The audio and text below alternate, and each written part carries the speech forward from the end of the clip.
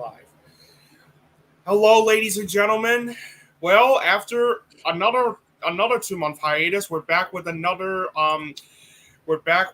After another long hiatus. We're back once again with another episode of the FilmBrony Podcast. I am of course the guy in charge of all this, Nick Canino, and with me I have a guest with me who started this whole podcast. So, would you like to introduce yourself? Hi, it's me. I review some movies. I write some fan fictions. I make some videos. You know who I am. Yeah. All right. So we got a special podcast for you guys today. Well, we're covering all the movies that came out from July through August, and then after that, we're going to go over our 10 worst and best movies that we saw this summer. So and also, I have this thing I want to talk about at the end of the show too. So please stay tuned for that. Anyway, without further ado, why don't we get started with our usual thing we usually do on the FilmBrony Podcast, and that is the Blu-ray Showcase. Okay, it's been 2 months since the last podcast, so I got a shit ton of Blu-ray. So here we go. Abraham Lincoln Vampire Hunter. Nice. Aladdin 2 and 3. Nice. All the Money in the World. That's a very good film. The Ant-Man trilogy. Nice. I There God, It's Me, Margaret. That's a great movie. Avatar 1 and 2. Nice. Which I also have Are You There, God, It's Me, Margaret as well. What a coincidence. By the way, if you're at Walmart, get this cover. It is one of the best cover designs I've ever seen in my life. Yeah, and it's a bit better than the regular one. Anyways, Yes. Batman versus the Teenage Mutant Ninja Turtles. Nice. Big Eyes. That's a good one. Black Panther Wakanda Forever. Nice. I also have the other animated movie that got nominated with the Peanuts movie and Transylvania 2, Boy in the World. The Bucket List. Children of a Lesser God. That's a very good film. City Slickers. A great movie. Dungeons and Dragons Honor Among Thieves. Which I also have right here. One of the biggest surprises of the year. Firestar, the OG version. The better version that you should be watching. Fuck the remake. So I've heard. Forgetting Sarah Marshall. That's a hilarious film. Grease, Sound and Night Fever, and the Hairspray remake. Nice. Hard Candy. That's a good one, even though it's very hard to watch at times. The Hate You Give. A great movie. Hitchcock. Nice. The Host, not that shitty sci-fi movie, the Bon Joon-ho film. Right, the one where Stephanie Meyer tried to revamp Twilight. Yeah. The less said about that, the better. Infinity Pool. Which I also have, but I'm gonna mention it in a bit. Inside. Nice. The Kid Who Would Be King. Nice. That's a good one. Knock at the Cabin. Nice. Condon. The Martin Scorsese picture. That's I like that movie. Let 'Em Go. A very good film from 2020. Logan's Run, The Omega Man, and Soylent Green. Nice. Mask, the Cher movie, mind you. A great film. I got Milk. A great film too. Mission Impossible 1 through 4. Nice. A Most Violent Year. One of my favorite movies of 2014. My Cousin Vinny. A great film. Hey, did you say Utes? Yeah, 2 Utes. What are Utes? Naked Lunch. A very good film from David Cronenberg. New York Stories. Yep, the one involving the short stories by Scorsese, Allen, and Coppola. Now You See Me 1 and 2. Nice. Past Lives. That is a great film. I'm about to mention that film in a bit. So Disney's Peter Pan 1 and 2. nice. Renfield. A Room with a View. That's a classic. Samurai Jack. A wonderful art piece of work from Gendy Tartakovsky. Yeah, thank you. Gendy Tartakovsky. Shazam Fury of the Gods. Shivers. A Simple Plan. Nice. Sisu. Spider-Man Across the Spider-Verse? Across the Spider-Verse, yeah. I'm about to mention that in a bit. The movie that Roland Emmerich made before he became a condescending hypocrite, Stargate. Honestly, that film wasn't all that bad, Stargate. It's actually one of his better movies, despite how I feel about him, but that's besides the point. Yeah. Take Shelter. That's a great film. Teenage Mutant Ninja Turtles, the 4 film collection. Nice. Teen Titans Go to the Movies. I wasn't a fan. They Shoot Horses, Don't They? Nice. Tremors, just the original. That's a very good film. Uncle Buck and Fletch. Uncle Buck is hilarious, and so is Flash. I also have the other Nicolas Cage vampire movie, Vampire's Kiss. Vampire. Oh, I love that. I love that. And you have to do it. You have to, or I'll fire you. You don't say. Even though he doesn't say that in the movie. Right, I know. I never. A, B, C, D, E, F, G, H, I, J, K, L, M, N, O, P, Q, R, S, T, U, V, W, X, Y, Z. That's all you have to do. I never respond anything. Not once, not one time. Videodrome. That's a classic right there. Danny DeVito's War of the Roses. Nice. Wild Things. Nice.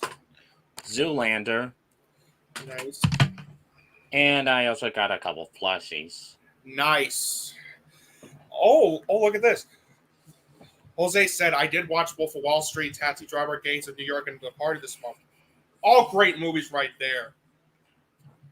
Can't go on with Martin Scorsese. Nope. And he's the reason why I'm excited to see Killers of the Flower Moon coming next month. Yep. All right, so since it's been 2 months, I got a dozen Blu-rays right here.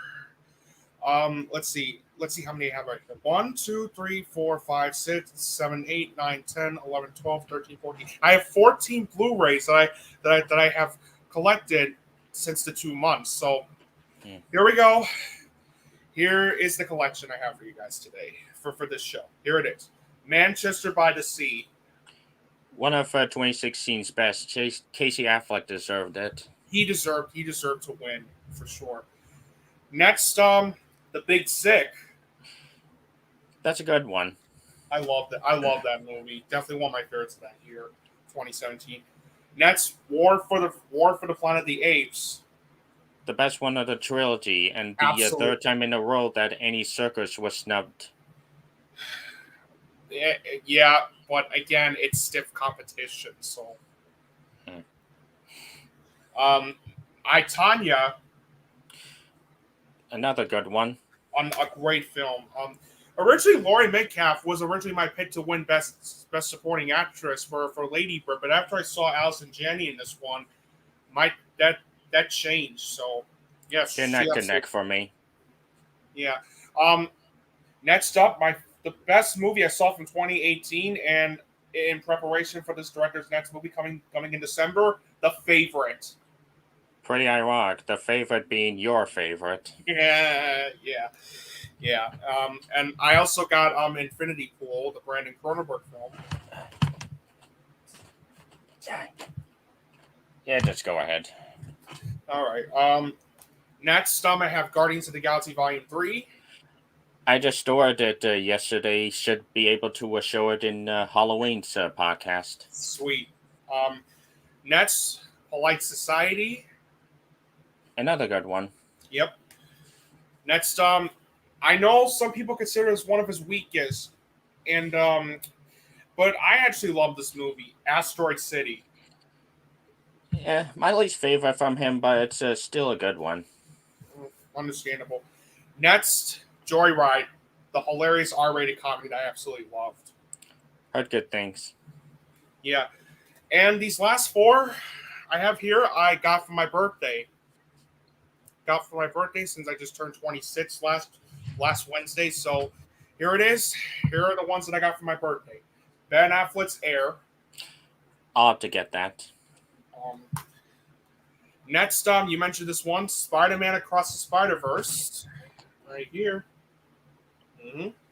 Great film. We'll talk about that later on during our best of list. Next, You Hurt My Feelings, the Julie Louis-Dreyfus movie that I loved. Another good one. Yes. And, Søren, you mentioned this one, and we'll mention it again, Past Lives. And that's it for the Blu-ray Showcase, and now it's time to get on with our reviews, the rest of the reviews of the movies that came out this summer. And I might as well start with what a good way to start out the podcast to talk about a shitty horror movie. Oh boy. That's going to be so much fun. Not. Okay, so this first one we're about to talk about is the sixth entry. It's the fifth installment of this particular franchise, Insidious: The Red Door. Oh my god. So basically it follows Josh Lambert, played by Patrick Wilson, who heads east to drop his son Dalton, played by Ty Simpkins, off at school. However, Dalton's college dream soon becomes a living nightmare when the repressed demons of his past suddenly return to haunt them both. In regards to the Insidious franchise, they have been hit or miss for me. I really liked the first film. The second one was all right, and I would say the same thing with the third one too. I didn't have any interest in seeing the last key whatsoever, so I can't comment. But honestly, after seeing the Red Door, I can't imagine the last key being worse than this one. In fact, not only do I feel that Insidious: The Red Door is the worst of these movies, but it's currently the front runner for the worst horror movie I've seen this year so far. Why? Because this is one of those movies where it feels so repetitive, so misguided, and so unearned with the way the story of the film was executed, and it becomes nothing more than a wasted time as a result of this. The only redeeming things in the film are that Patrick Wilson and Ty Simpkins do deliver good performances, and the cinematography is very good too. Sadly, though, that's not the only positives I have with the film. Everything else in the film is just downright terrible. From its story, to its writing, to its characters, to its directing, to the rest of the acting being absolutely terrible. You know what? I feel bad for Patrick Wilson because, it wasn't his fault for the way this came out. I mean, he does try his best with the way he directed this movie, but thanks to how horrendous the screenplay felt, all the talent that he had with the directing, I'm sorry, but thanks to the horrendous screenplay, all that talent he had as a director just came up as being just a muddled mess. As for the rest of the acting, it's not that great. Rose Byrne, Hayam Abbas, Sinclair Daniel and Lynn Shay all feel horribly wasted due to how poorly written their characters felt. And while I also found Peter Daker to be absolutely insufferable as Nick the Dick. Because get it, Nick, Dick, they rhyme. Ha ha ha ha ha ha. So funny. Not. Story's atrocious. The pacing is all over the place. And so is the editing. It's filled with cliches that you've seen in other films before. And there is one big issue I have with this movie. The jump scares. Literally, you could predict every scare coming from a mile away. Every single jump scare you could predict coming from a mile away. I know the Insidious movies are known for having jump scares, but when you see a horror movie where you can predict the jump scares coming from a mile away, it becomes nothing more than a boring and repetitive experience as a result of this. And Insidious: The Red Door is one of the worst examples of this, since not only does it rely on jump scares for the sake of it, but it also relies for the sake of it, but it's also done for the sake of being predictable. How many times do I have to say it again? If you're going to use jump scares in the movie, use them sparingly by not making the scares predictable and actually build some real tension for once.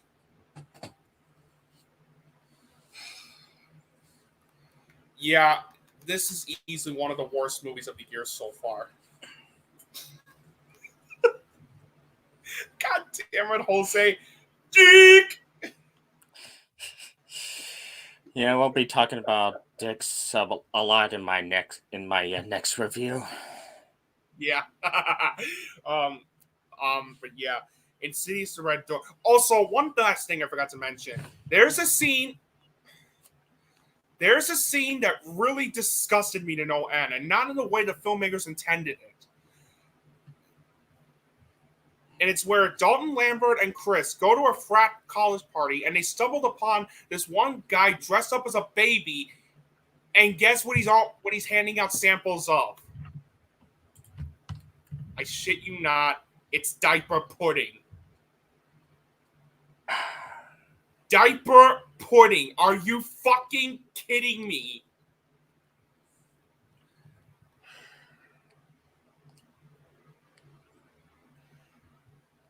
Are you fucking kidding me? Diaper pudding? The fuck is this movie? Yeah, The Red Door is without a doubt the worst of the Insidious movies, and absolutely one of the most repetitive, boring, and misguided horror movies I've ever seen. Easily one of the worst from the summer and of the entire year. And originally it was going to get a 2 out of 10, but the more I thought about this movie, the more it just got worse and worse and worse. This is a 1 out of 10. Or a D-. Fuck this movie. And now, thankfully, the next film I'm about to talk about is one of my favorite comedies of the year. And I did mention this. It is Joyride. Yes. So Joyride follows 4 friends: Audrey, Lolo, Kat, and Deadeye, all played by Ashley Park, Sherry Cola, Stephanie Shu, and Sabrina Wu, as they bond and discover the truth of what it means to know and love who you are while they travel through China in search of one of their birth mothers, and one of them also tries to close a business deal. Going in, I didn't know what to expect, other than the fact that it's been getting great reviews, and some have called it the best R-rated comedy since The Hangover. And Stephanie Shu, coming off her well-deserved Oscar nomination for Everything Everywhere All at Once, which is the best movie Søren and I saw last year, was in this movie, and I absolutely love this more.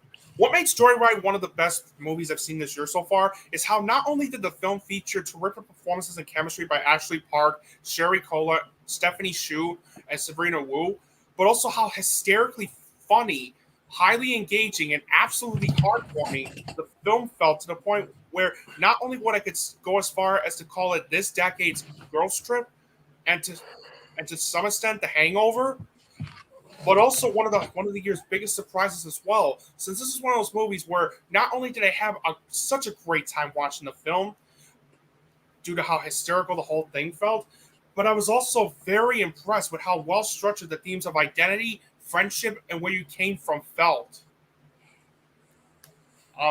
If I had to point out a couple of gripes I have with the film, is that there were 8% of the jokes that did fall a bit flat, and there were a couple times where the film does have its share predictability as well, but that's really it. The story was highly engaging and well structured. The screenplay was fantastic since it featured great characterization and witty and clever dialogue. It's very well directed. As I stated before, the acting was terrific, especially from Ashley Park, Sherry Cola, Stephanie Hsu, and Sabrina Wu. All delivered such terrific performances in this movie, and the chemistry between the four main leads are terrific. Since it makes you believe that all four ladies are actually best friends. And their comedic timing and banter in this movie is fantastic. The cinematography is terrific. The soundtrack is great. The editing, and so was the editing. It's very well paced throughout. And since this is an R-rated comedy, one question that will pop into everyone's mind is, how are the jokes in this movie, in the film? And I'm proud to announce that 92% of the jokes throughout the movie are clever, witty, and hysterically funny. Yes, they are risque and absurd. But it works because thanks to the clever writing, they're unapologetically not afraid of being outrageous, insane, and raunchy, especially when, without spoiling the film, there are jokes they show in it involving a basketball and a tattoo that had me in stitches throughout.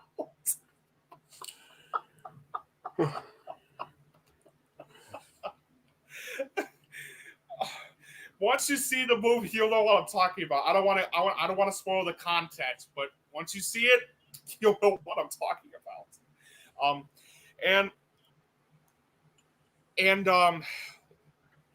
This is one of those rare times, without spoiling what happens, where an R-rated comedy actually made me cry due to how unexpected, emotional, and clever the outcome and revelation of the subplot involving Audrey trying to find her birth mom felt.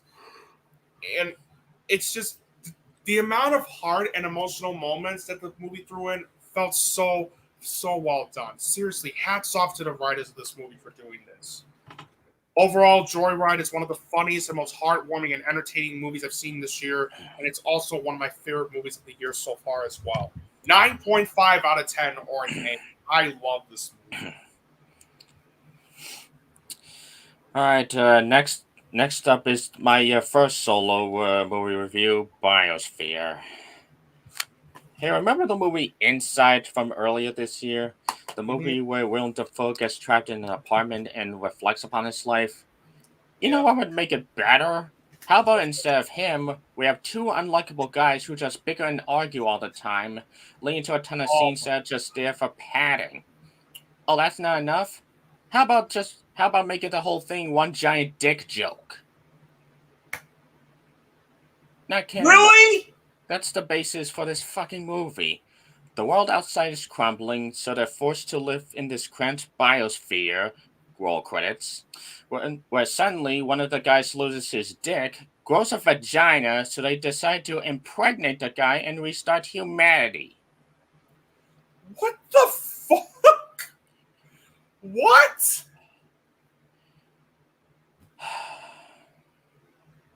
What the actual fuck did I just hear?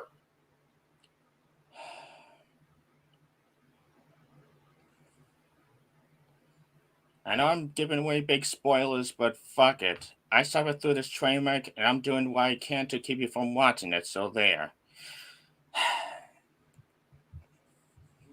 That is just fucked up beyond belief. Shit. Fucking ad. I hate it when that happens too. Trying to get a clip up and all of a sudden this annoying fucking ad pops up. Anyway, here's my reaction to that. I couldn't have said it any better myself. Honestly, why does this have a 78% on Tomatoes? What were the filmmakers smoking when they came up with this shit? Point is, congratulations, Cocaine Bear. You're no longer the most overrated movie of the year because this movie just topped it. It may not be the worst movie so far this year, but it's in the top 10 easily. I'm definitely giving this a seal of disapproval. Yeah, after everything I heard about you told after everything I heard, I'm not gonna watch it. You're not missing shit.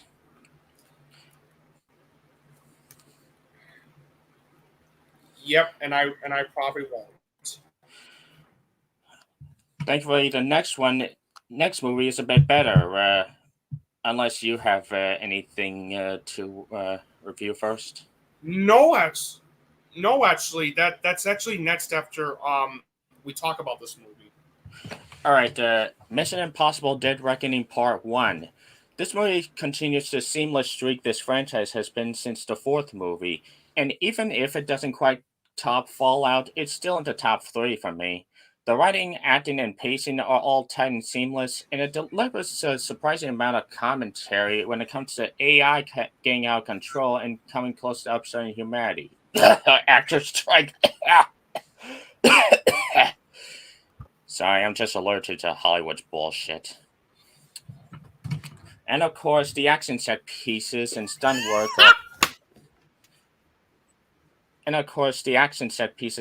work are all top tier and alone worth the price of admission, as they did the no pun intended impossible thing and outdid themselves for the seventh time.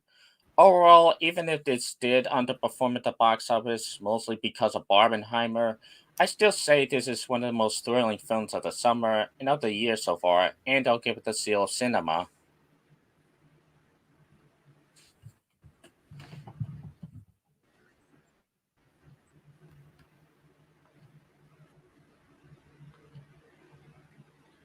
All right, can you hear me? Yeah, Can you hear me? yeah. Okay, okay. My connection was way off for a bit. That's why. Anyway, I absolutely love this movie. Yes, it's not as amazing as Fallout, but and that's due to the reason is because there were a couple decisions made. My only minor gripe I have with the movie is that there were a couple decisions made in regards to the development of some of the side characters that I felt did come across as being a bit rushed and underdeveloped. But that's it. I was the story was fantastic and very well structured and highly engaging, and it provided some really good commentary involving like AI and how we're currently living in a time where AI is still being used to this day. Um, it's very well directed. The screenplay was great, was fantastic. The acting was terrific. Tom Cruise once again delivers as Ethan Hunt. Um, Haley Atwell was fantastic as Grace. Issei Morales was also fantastic as Gabriel, while Vin Rames, Simon Pegg, Rebecca Ferguson, Vanessa Kirby, and all give out some excellent performances in the film as well. Lauren Bell's musical score was fantastic. The cinematography was terrific. The editing was also fantastic. Not to mention that for a movie that's 165 minutes long, not once did I feel the length. And that's due to how excellent and fast paced the film felt. And since this is an action movie, I know what you're thinking. How was the action in this movie? If there was one word to describe the action sequences in Mission Impossible Dead Reckoning Part 1, it would be exhilarating. I'm not kidding. The action sequences in Mission Impossible Dead Reckoning Part 1 is one of the best I've ever seen in an action movie. How they use stunts for those sequences and how they were shot, edited, choreographed, and directed is nothing short of not only exciting as well as thrilling, but also incredible, especially in the third act, which I'm not going to spoil what happens, but it had me on the edge of my seat. And as I stated before, the way the film ended, the way the film the film's ending was executed, where yes, it does end on a cliffhanger to set up for the next one, but there was also a conclusion to this as well.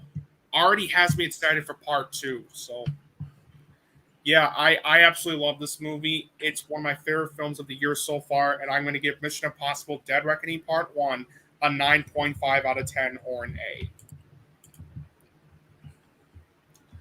Next film we're going to talk about is They Clone Tyrone. The best way to describe this is if Infinity Pool was a 70s blaxploitation movie. I will say it does go a bit too long at times, and its over-the-top nature may not be for everyone, but I still say check it out for the ensemble cast, especially John Boyega. Also, the visuals were good, and the basic premise is neat, albeit a bit convoluted at times. While it's not something I'd see again, I still say stream it at least once, as I'll give it the seal of accuracy. This is one of the better movies I've seen this year so far. I really enjoyed They Clone Tyrone. If I had to point out some things I didn't like about the movie, is that it would be that other than the film suffering through a couple pacing issues here and there, the villains, and this is not the fault of the actors, I should add, felt distractingly cartoonish, which unfortunately distracts the tone established from the film. And I did wish they could have developed, they could have fleshed out the story a bit more, but that's really it. Thanks to a great screenplay, excellent directing, terrific acting, especially from John Boyega, Teyana Paris, and Jamie Foxx, who also deliver some excellent chemistry in the film as well. Terrific soundtrack, terrific cinematography, great editing, excellent production design, good use of quirky humor, and sharp social commentary. I overall found They Clone Tyrone to be a quirky, hilarious, exhilarating, and highly entertaining experience from start to finish. I really enjoyed this film, and I'm going to give They Clone Tyrone an 8 out of 10 or B+. All right, and so we're on to July 21st. We already talked about Barbie and Oppenheimer on our last show, so we're going to skip on that. We're going to skip to the movie I'm going to talk about, which is Cobweb. Cobweb. Okay. For those who don't know what Cobweb is, let me look this up really quick.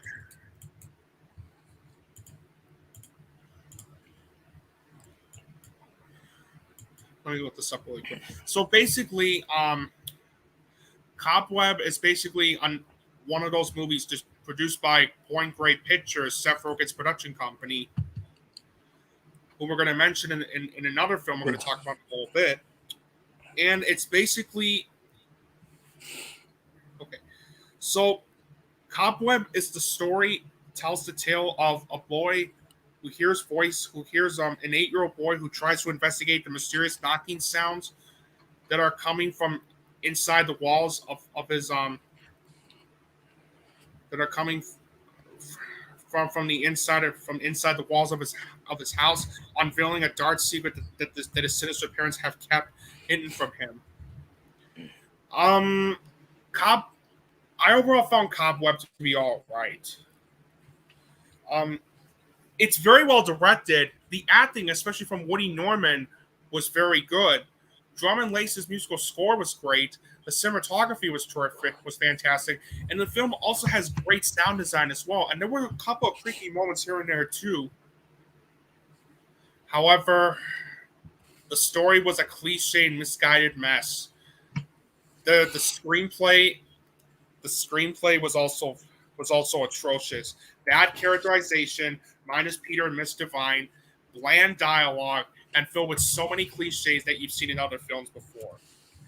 Also, I should have known that this was from the same screenwriter that wrote Texas Chainsaw Massacre 2022. AKA the movie that has the infamous "trying to get you canceled, bruh." Refer back to that Lucy Loud clip. The less we say about that clip, the better. Oh. And this very much may well explain why the screenplay was such a cliche and misguided mess in Cobweb as well. Most of the scares felt cliched. Yes, there were a few that did creep me up, but still, the editing was a rushed mess, and so was the film's pacing, and the ending fucking sucked.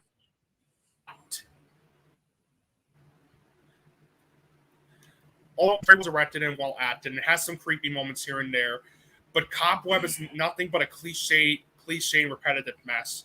Not a terrible horror movie, but certainly one of the more underwhelming ones I've seen this year so far. So 5 out of 10 or a C plus. Next, we have the latest version of Haunted Mansion. After an awful first attempt back in 2003 and a good but not great Muppet special in 2021, you'd think with this huge ensemble cast and budget that they'd finally make a Haunted Mansion movie that's worthy of the legacy. Unfortunately, while the cats do their best and with what they're given, all they're given is a messy script and pacing of a toddler. That and the effects range from decent at best to cheap looking at worst. So it's not hard to see why this bombed like a nuclear blast, because this failed to stand out among the big movies this summer, and I'll give it the seal mediocrity.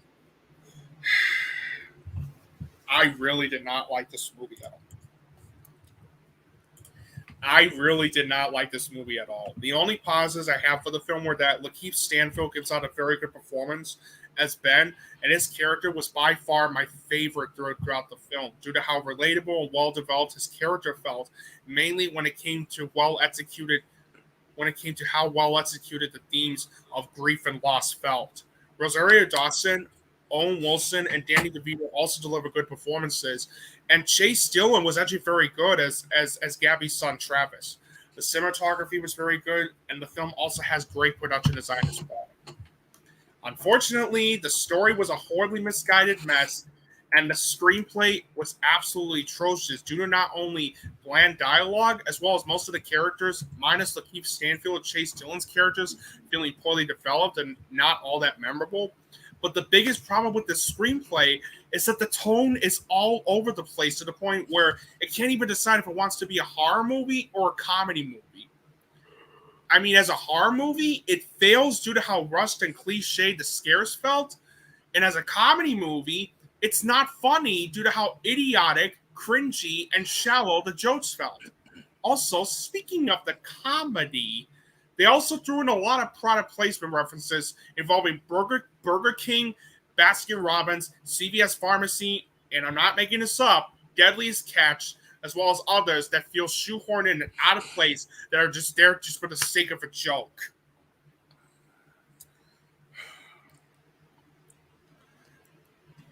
The directing was all over the place. The rest of the acting was terrible.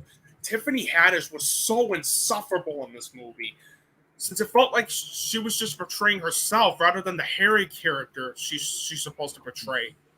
Jared Leto, once again, is awful as the voice of the Hatbox Ghost. And it also wasted talent. Also, Jamie Lee Curtis, following her Oscar win, having her talent wasted due to her playing a CGI, due to her head being in the CGI like crystal ball. Like, are you kidding me?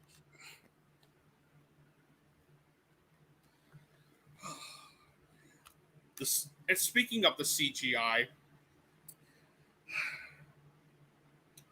if you thought the 2003 version had bad CGI, wait until you see how awful the CGI looked in the 2023 version. Not only did the CGI look so sloppy to the point where they felt like something that came out of a PlayStation 3 game, but there were some that looked bafflingly looked unfinished. How does this movie cost $150 million to make, yet it has some of the worst CGI I've seen in a movie this entire year, aside from The Flash since '65 and another film we're going to mention in a little bit? It's something that I will never understand. Yeah, Haunted Mansion is one of the most embarrassingly misguided, cliche, and downright inconsistent movies based on a Disney theme park attraction I've ever seen. Yeah, this is a 3 out of 10 or D plus. I really did not like this movie at all. And hello, Christian. Hello, Christian Phrase. Welcome to the podcast. And he had this to say: I hope Aladdin 1992 makes it in this year's National Film Registry. I hope too, because that's a great movie. Mm-hmm. All right.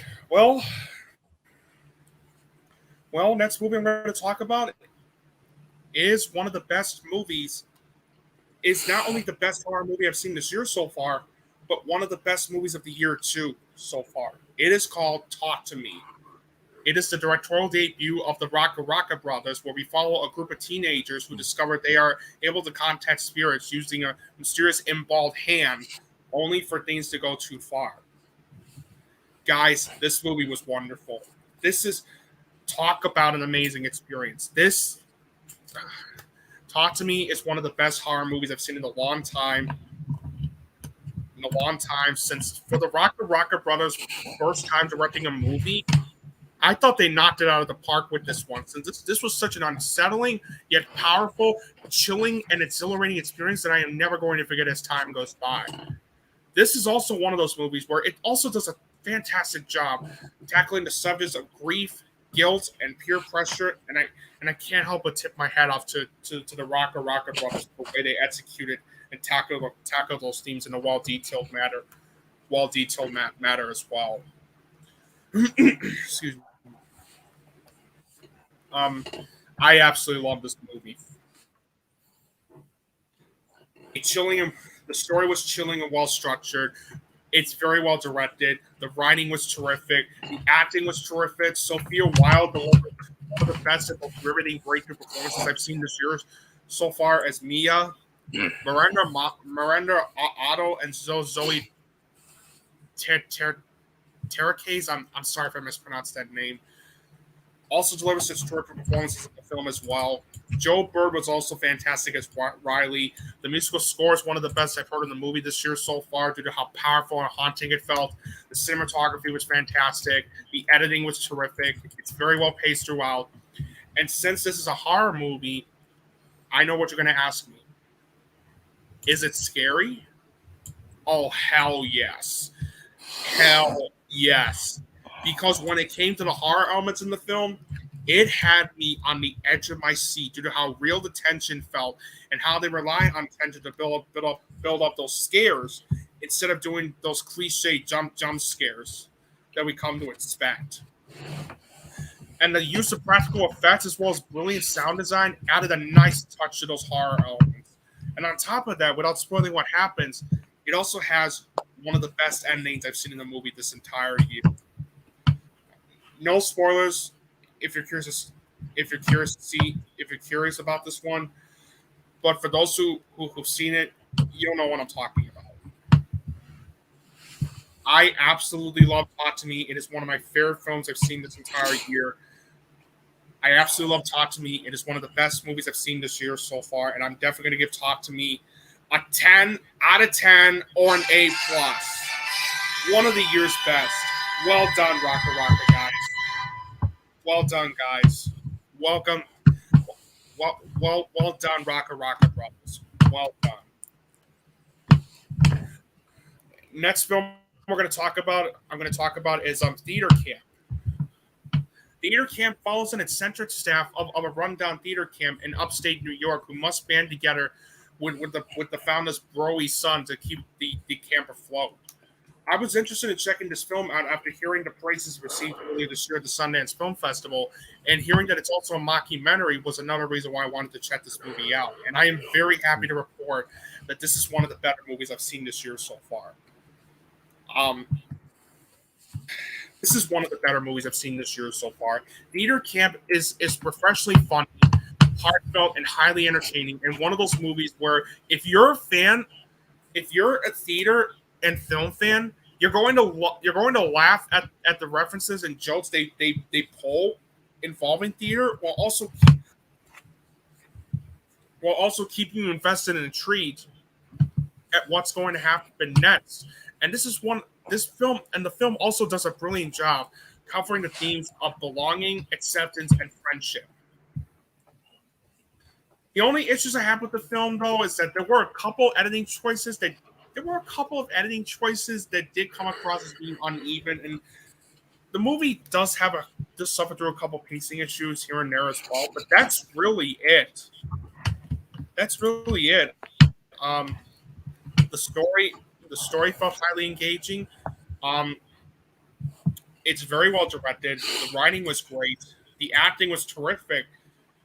I mean, despite him being in Dear Evan Hansen, which is one of the worst movies I've ever seen in my life, I do feel that Ben Platt can be a very talented actor, and this is no exception because of how he gives such a great performance in the film, and he has some funny moments in the film as well.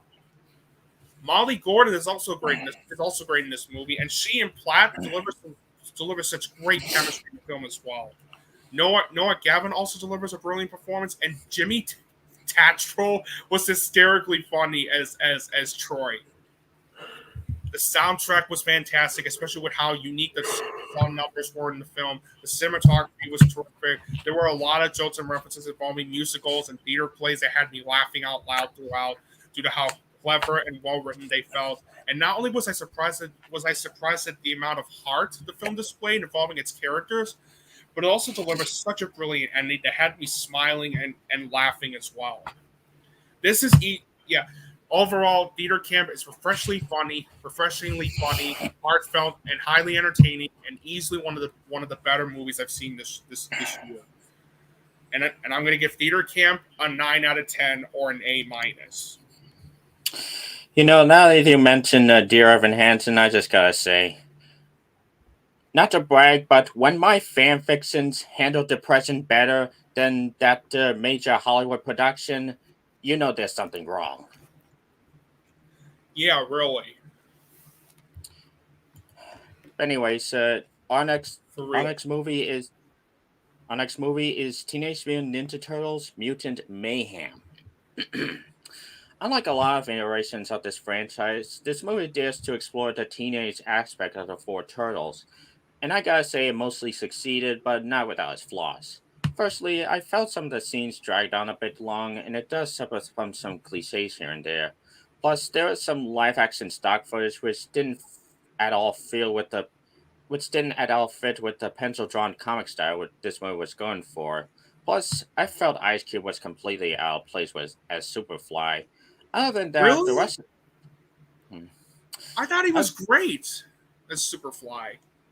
Other than that, the rest of the cast was solid. The animation was top notch, especially in the action scenes, and the soundtrack is a banger. Especially since it had a better use of the He-Man dance theme than whatever the trailer of the Resident Evil reboot was. I say this is a fun time for kids, adults, and hardcore shellheads alike, and I'll look forward to the future of this iteration of the franchise. I'll give Mutant Mayhem the seal of approval. For me, I love this movie. I really, really love this movie. Now I'm really more of a casual fan of the Ninja Turtles, despite how much I hated those Michael Bay movies and how much I did enjoy the 1990 live action movie. Um, but regardless, Teenage Mutant Ninja Turtles: Mutant Mayhem is one of the best and most highly entertaining and exhilarating animated films I've seen this entire year. Since not only is this one of those movies where it does a terrific job with the way it covers its themes involving acceptance and family, but this is also one of those movies where you don't have to be a huge fan of the TMNT characters to enjoy such an exhilarating and entertaining experience that is Teenage Mutant Ninja Turtles: Mutant Mayhem. And I gotta say, as a casual fan myself, I had a blast watching this movie. The animation is incredible and one of the best I've seen in an animated movie this entire year. You could tell they were inspired by Into the Spider-Verse with the style of animation, and I absolutely love the way it was presented, especially with the scribbles that actually felt well, that actually felt in place. The story was highly engaging and well structured. It's very well directed. The screenplay was very good due to its witty and clever, brilliant dialogue. Most of the characters, including the Turtle, Splinter, and April O'Neil, feeling well developed, and the themes involving family and acceptance being well executed. The voice cast was terrific, and what blows my mind is that at the time they made this movie, all the voice actors that voiced the turtles in this movie were actually teenagers, and that added a nice touch because the voice acting was just absolutely terrific. How these actors were able to capture the energy and charisma of those turtles is nothing short of just amazing. And I also love the chemistry that the four main leads have as well. Io Adibre, if I mispronounce it, I'm sorry, but she did a great job voicing April O'Neil. Jackie Chan was also brilliant as the voice of Splinter, and Ice Cube absolutely crushed it as the voice of Superfly. The score by Trent Reznor and Atticus Ross was fantastic. The editing was great. It's very well paced throughout. I laughed at 90% of the jokes and references they pulled throughout. And when it came to the action sequences, they blew me away due to how brilliantly animated and edited they were. Also, stay for the mid-credits scene. Trust me, how it was executed already has me dying to see the sequel to Mutant Mayhem.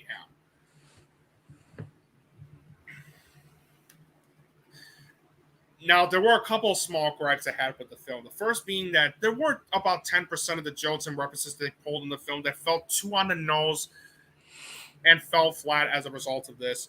Also, I love that the movie has a lot of villains in it.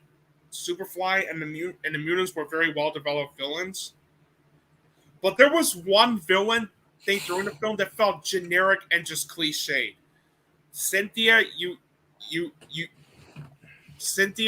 Trump. She's voiced by Maya Rudolph, and this is no disrespect to Maya Rudolph. She did a great job voicing her.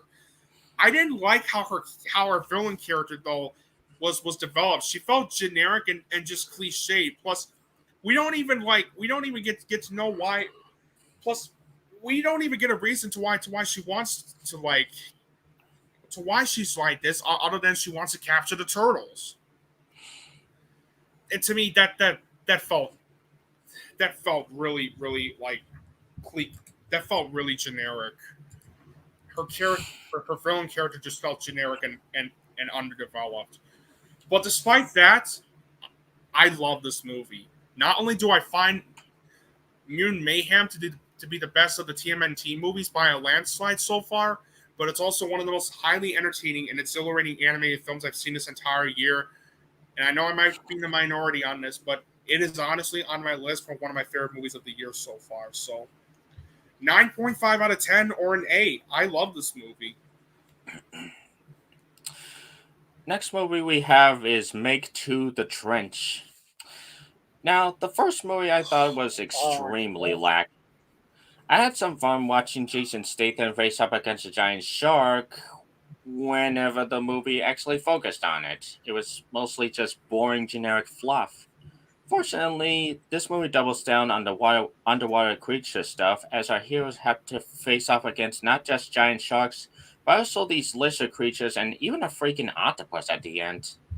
Also, Jason Statham looks like he's having a ton of fun while interacting with the other characters and the deep sea monsters. Meg 2, shut up, Meg. Wait, what? Look at Jose's comment.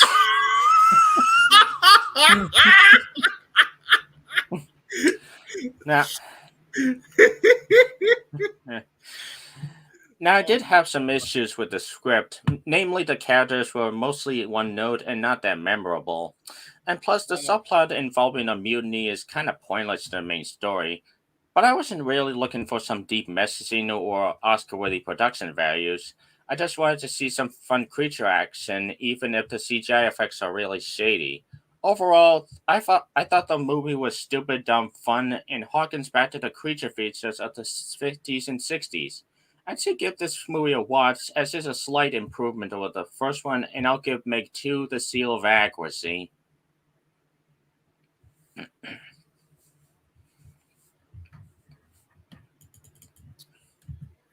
This movie fucking sucked. I didn't like the first Meg movie, but honestly, Meg 2 The Trench makes the first Meg look like the original Jaws in comparison.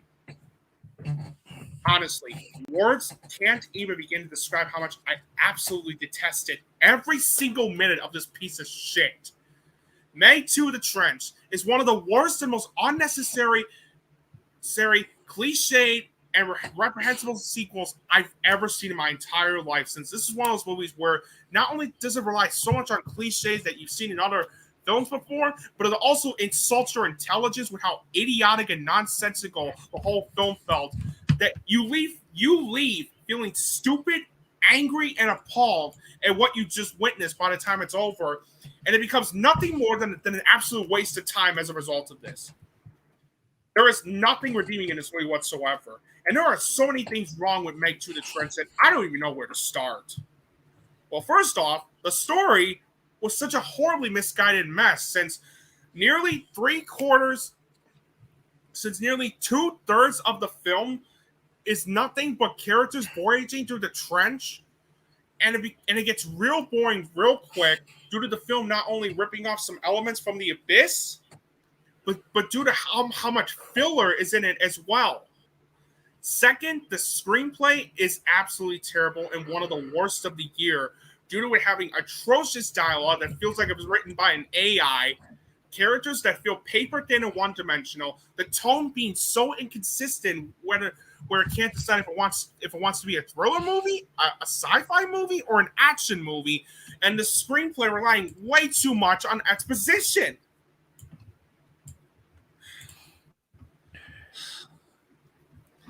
The directing's all over the place. The acting was atrocious. Jason Statham was terrible in this movie as Jonas Taylor, since all the charm he had in the first film is gone due to how lifeless he felt.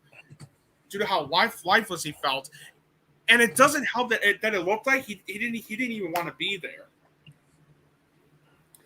Henry Gregson's Williams' musical score was awful, since it's nothing but a scrambled mess of noisy chaos. Also, the action sequences and the shark attack in the third act are terrible. And that's due to two major issues I have with this movie. The first being that the cinematography is nothing but a shaky mess. It's so shaky to the point where you can't even tell what the hell is even going on throughout. And second, the editing is atrocious. It's so sloppily edited throughout that you can't help but feel like a kindergartner edited this movie. Also, the pacing was horrendous. Since for a movie that's 116 minutes long, it felt like it was going on for 3 hours. 3 hours! And not only does it have its share of cliches that you've seen in other films before, but this has now topped The Flash and 65 and Haunted Mansion as having the worst CGI effects I've ever seen in a movie this entire year so far. Not only do the Megalodon sharks, as well as the dinosaurs, lizard-like creatures, and a giant octopus all look terrible, since they look like something you would find in an outdated PS3 game, but some of the visual effects in this movie looked absolutely unfinished. How this movie cost around 129 to 139 million to make, yet has some horrendous and sloppy visual effects, is beyond me. Just fuck.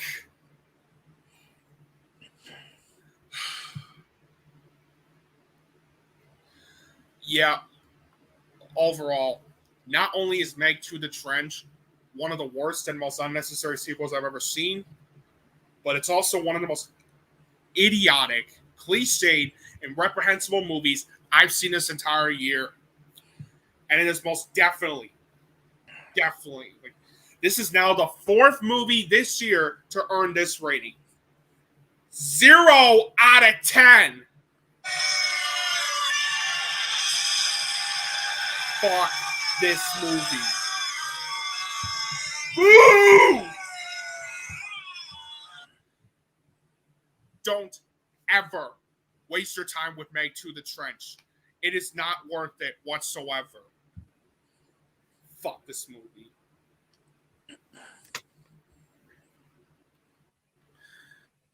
All right, so our next film we're going to talk about. Our next film I'm going to talk about is Shortcomings. Now, Shortcomings is the new film that premiered at Sundance earlier this year. It's the directorial debut of Randall Park. And it's based on the graphic novel of the same name, where it follows a struggling California filmmaker, filmmaker who contemplates his romantic future when his girlfriend moves to New York for an internship. I really like this movie. I really enjoyed Shortcomings. I really liked Shortcomings.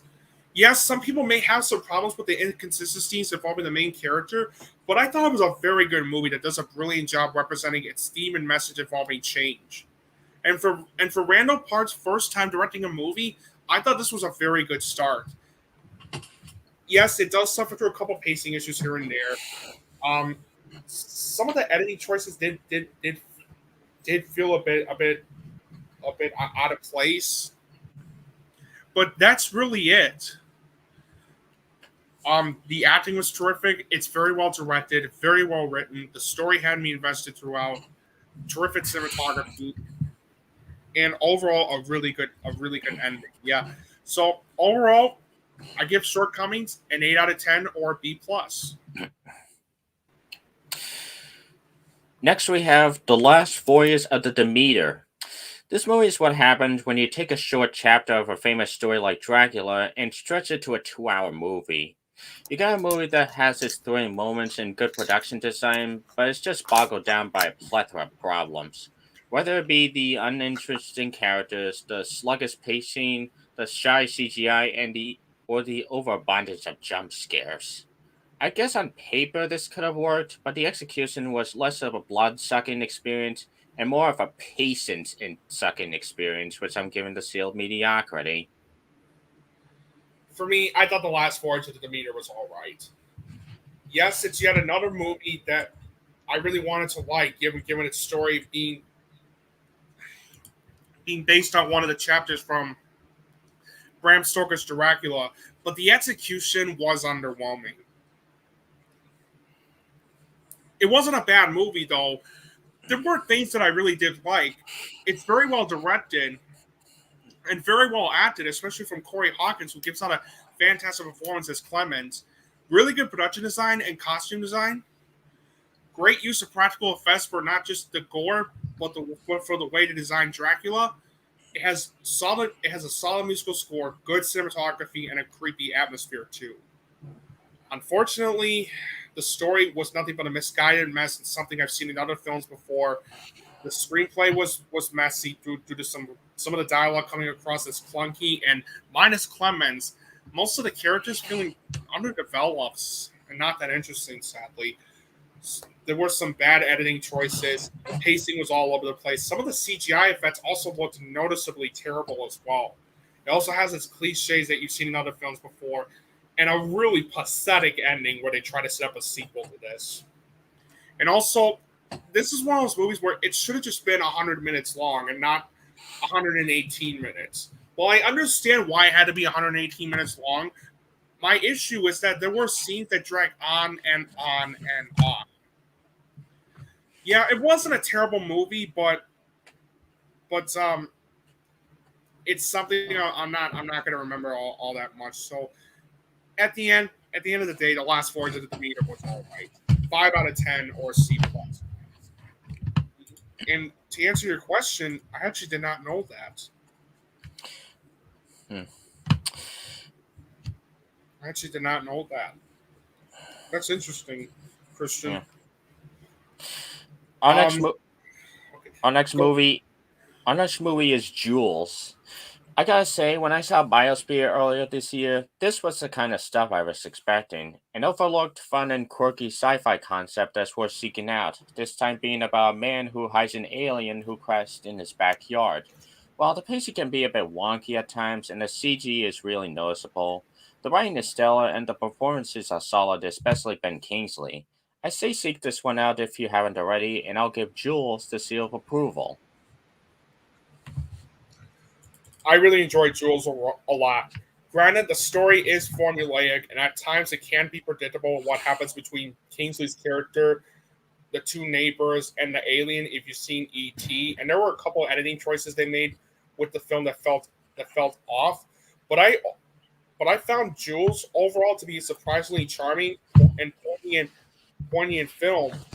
To be surprisingly charming and poignant, that does a very good job dealing with themes of loneliness and aging. Ben Kingsley gives out one of his better performances as Milton. Jane Curtin is great and so is Harriet Sampson Harris. Jay Kwan also did a great job playing Jules the alien, and the way the makeup effects were handled to make it look like her character is actually an alien was very well done. And the production design is fantastic too, especially with how they designed the spaceship. I really enjoyed Jules, and I'm gonna give it an 8 out of 10 or a B+. Next movie I'm about to talk about is called The Pod Generation, and for those, okay, so Pod Generation stars Amelia Clark and Chiwetel Ejiofor, and it takes place in a distant future. Um, let me look this up really quick. I'm sorry. Ah, crap. Hold on a second.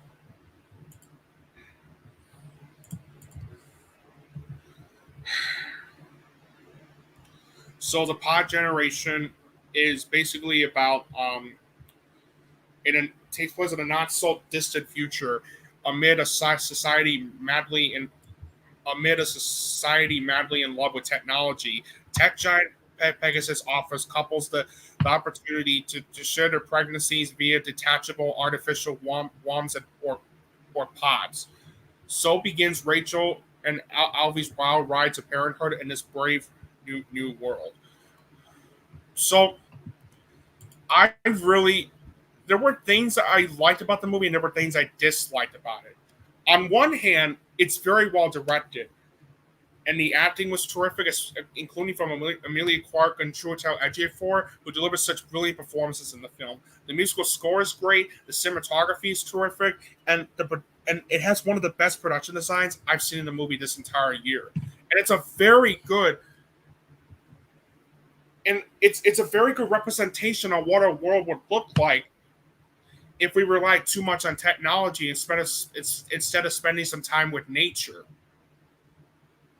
But on the other hand, the story felt like nothing more than a half-baked and contrived mess. And the screenplay was a mess too. And I was very disappointed with the screenplay since it felt contrived and messy. Since it felt contrived and messy, and like it had so many good ideas in there, but yet doesn't really do much with it, and its execution falls flat as a result of this. There were some weird editing choices that felt out of place, and it suffers through a lot of pacing issues here and there, and the third act and ending were both a rushed mess. Overall, the Pod Generation is ambitious, well acted, and has some memorable moments here and there. But unfortunately, the film felt contrived, half baked, and pretty underwhelming. It wasn't a horrible movie at all, but I really wish it could have done more with its concept, which is why I'm going to give it a 5 out of 10 or C+.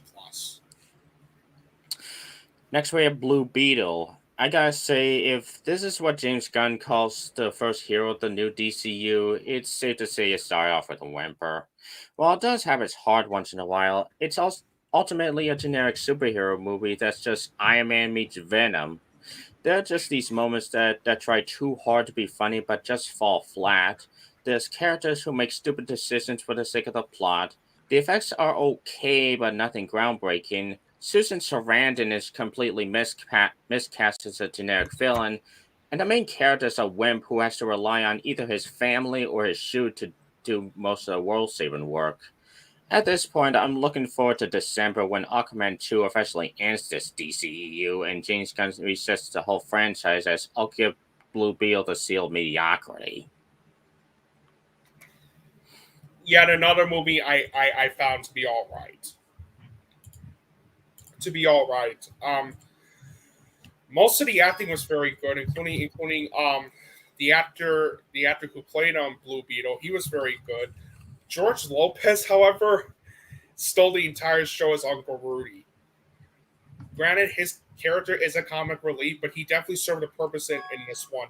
Not just because George Lopez looked like he was having the time of his life playing that role, but because of what he does later in the film that actually impressed me. And when it came to some of the humor that the movie throws in, it's easily on George Lopez's character. The directing was very good. The score was fantastic. It didn't surprise me that this is the same guy that did the score for Midsommar, because my God, Bobby Krillit's musical score was just fantastic. The cinematography is great. There are some good use of some practical effects, including the mask, which was very refreshing to see. The action sequences were a lot of fun to watch, especially during the last battle. And I love how the family dynamic. I love the family dynamic that the movie threw in too. Unlike The Flash, where the family dynamic felt underdeveloped and more like a made-for-TV Hallmark movie, here Blue Beetle's family dynamics felt natural and made for some good human and emotional drama. However, the story is basically one of those been there, done that origin stories that you've seen in other superhero films before. But that's nothing compared to the writing. Like, oh my God, I cannot stand the writing in this one whatsoever. Aside from bad dialogue, while Jamie and his family were very well developed, the rest of the side characters I couldn't give a rat's ass about, including Susan Sarandon's villain character. Well, I'm not kidding when I say that this is one of the most cliched villains I've ever seen in a movie. She's basically one of those corporate villains wanting to take over the world you've seen in other films before. I'm honestly getting tired of movies where the villain is basically like that with no good development whatsoever. And this was a huge waste of Susan Sarandon as a result of this.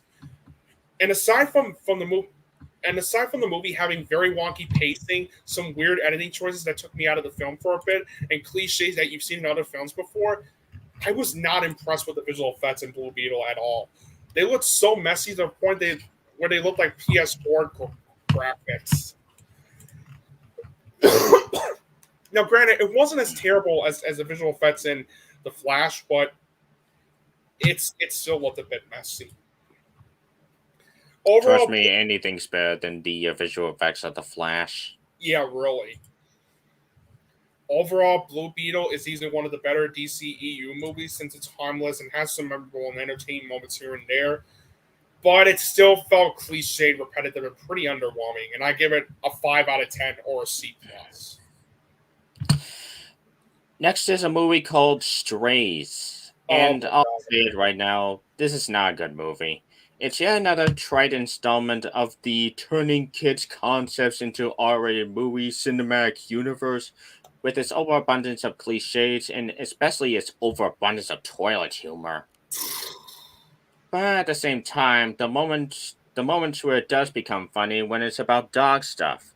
There are moments here and there where I somewhat appreciated how they captured the dog's point of view.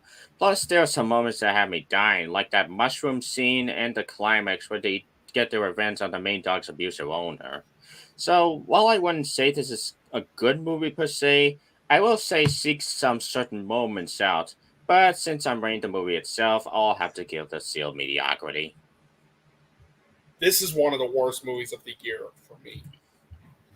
Strays was just really unfunny.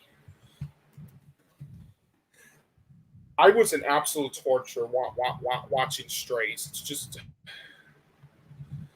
this is basically one of those movies where it just tries so hard just tries way too hard to be funny. Hold on, it just tries way too hard to be funny, and this is one of those jokes where it's just basically one joke stretched out through over 90 minutes of the film. And it's basically, get it? It starts cussing and making a bunch of sex jokes. Do you get it, you stupid audience? Do you get it? Shut the fuck up, guys. While also pissing on each other.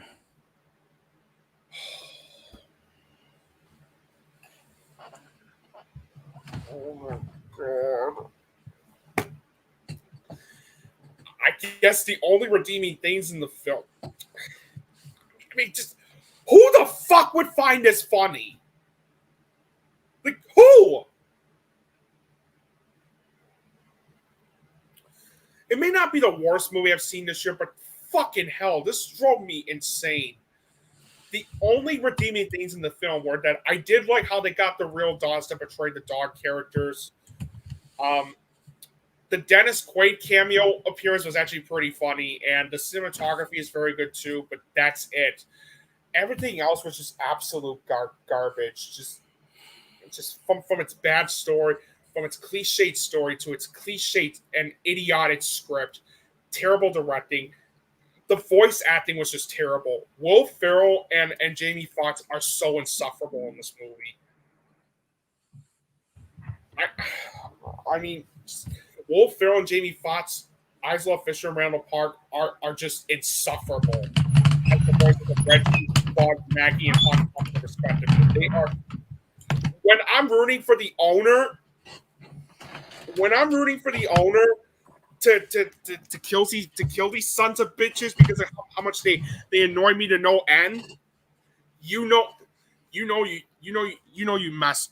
fucked up on so many levels. And plus, I don't think it's funny that to have the movie rely so much on toilet humor, especially in the scene where what could have been a really good climax of the dogs attacking the owner, the abusive owner, all of a sudden gets ruined by having dog poop covered all over his face. Like, what the fuck?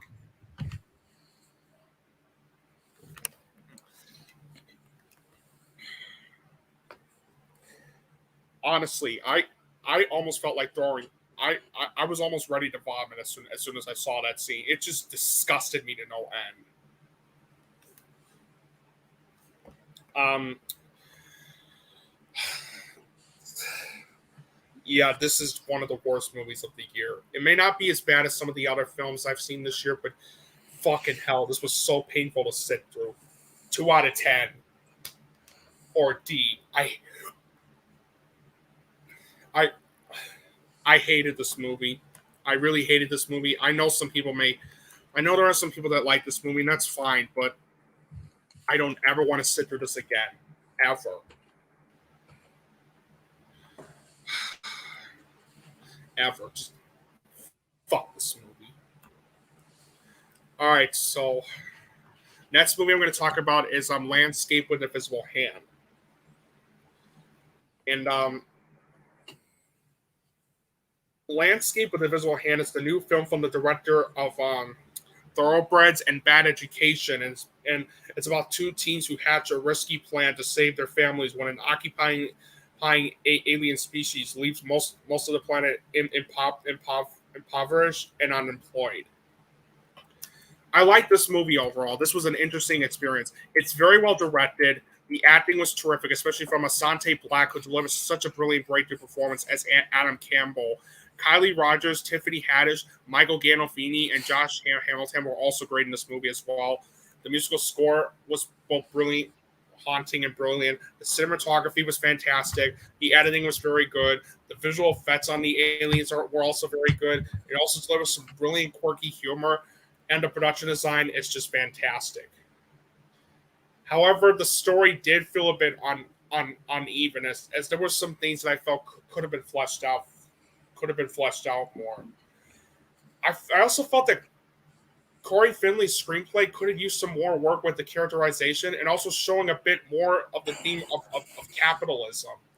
Plus, the tone felt inconsistent at times. At one point, it wants to be a sci-fi drama, and then at other times, even despite how much I did appreciate the quirky humor they threw in, wants to be a sci-fi comedy. And the pacing did feel a bit wonky at times as well. But overall, it was unique and ambitious, and it was overall an interesting experience that I overall liked. So I'd say give it a watch, but if you're not into the weird stuff, then you might not like this movie. So, but overall, I give it a 7 out of 10 or a B. All right, what's our next movie? Oh, oh no!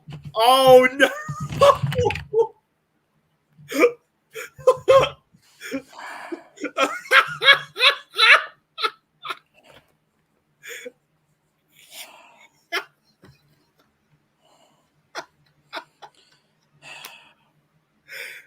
This fucking movie.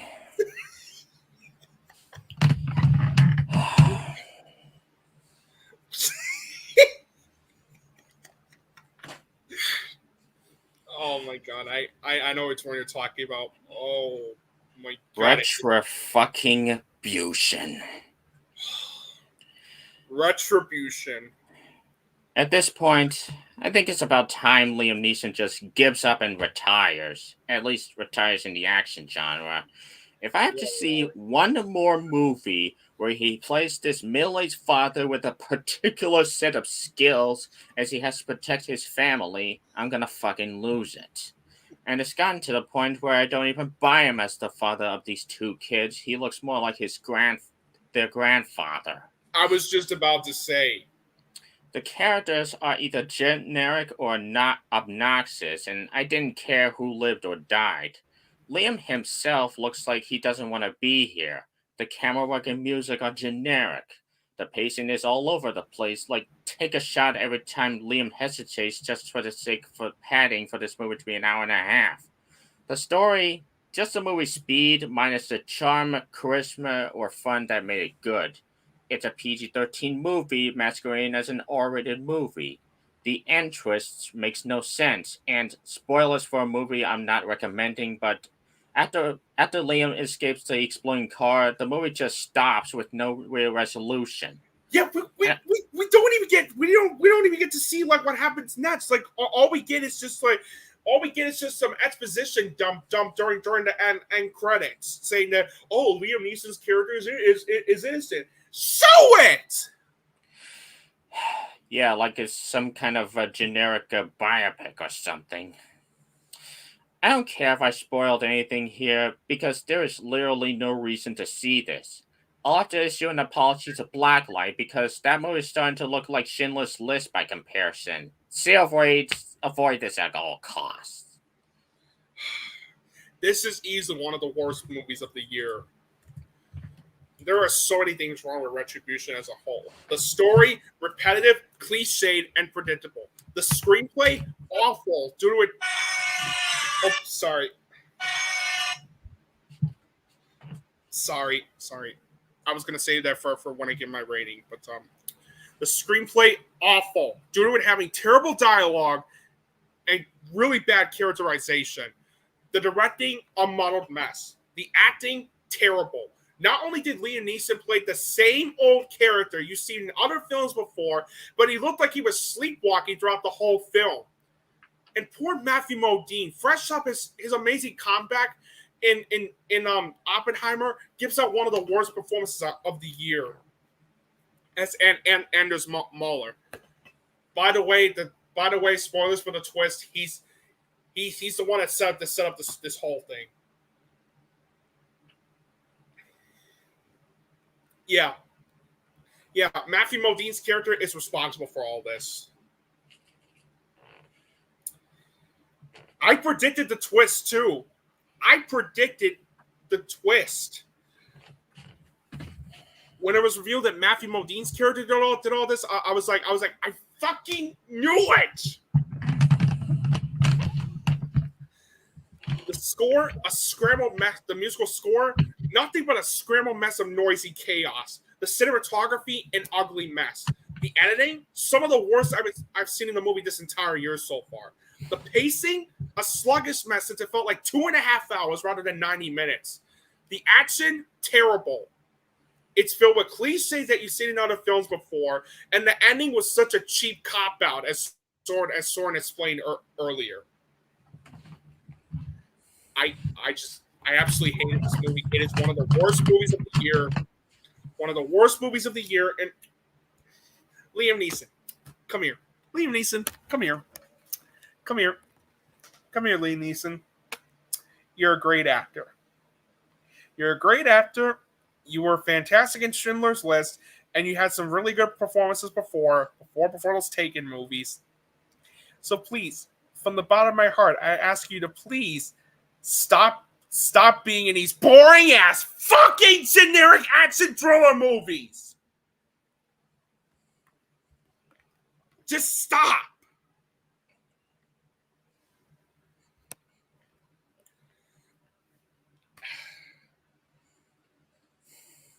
I hated this movie. It is easily one of the worst of the year. And yeah, it's joining Meg to the Trench, House Party, About My Father, and Fool's Paradise and getting this rating of a 0 out of 10.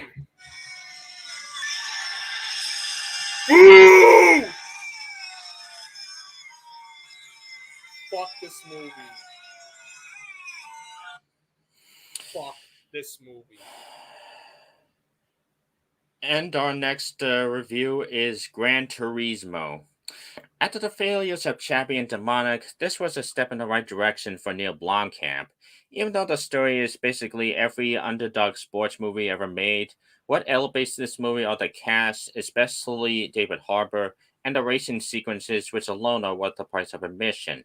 This is one of the better movies of this week, August season, and I'll definitely give it a seal of approval. I like this movie. I was surprised with how much I liked it. Neil Blomkamp, despite how I felt about you after the disaster of Chappie, and for telling you're forgiven. To be fair, this movie isn't without its issues. It goes for those cliches that we've seen in other films before, including the underdog formula story. It does have its share of predictability. I also found the screenplay to be absolutely sloppy, since it's filled with really clunky dialogue that comes across as being cringeworthy at times. And also, the biggest problem I have with the film is that there was no need for this movie to be 135 minutes long. While I understand why it had to be long, it was unfortunately filled with scenes, especially in the first 15 minutes, that drag on and on and on. And it does suffer through some pacing issues as a result of this. Despite this, though, Gran Turismo was a surprisingly solid movie. Despite its cliches, the story had me invested throughout. It's very well directed. The acting was terrific, especially from David Harbour, who delivers such a brilliant performance in the film. Archie Matawick was great as John, and the chemistry between these two actors were fantastic. Orlando Bloom was also great in this movie as well. Haven't seen him in like a while, and gosh, it's been a while since I've seen him in a movie like this. The soundtrack was fantastic. The cinematography was terrific. The editing was very good. It's got some good humor in it. And when it came to the racist sequences, holy shit. How they were shot, edited, and directed is really something to behold. And the tension between those sequences feels real. Feels real that it keeps you on the edge of your seat as a result of this. Overall, it was surprisingly good. And overall, I really like this movie. 7 out of 10 or B. All right, and now my last review. And now the very last review to end the summer movie season is Bottoms.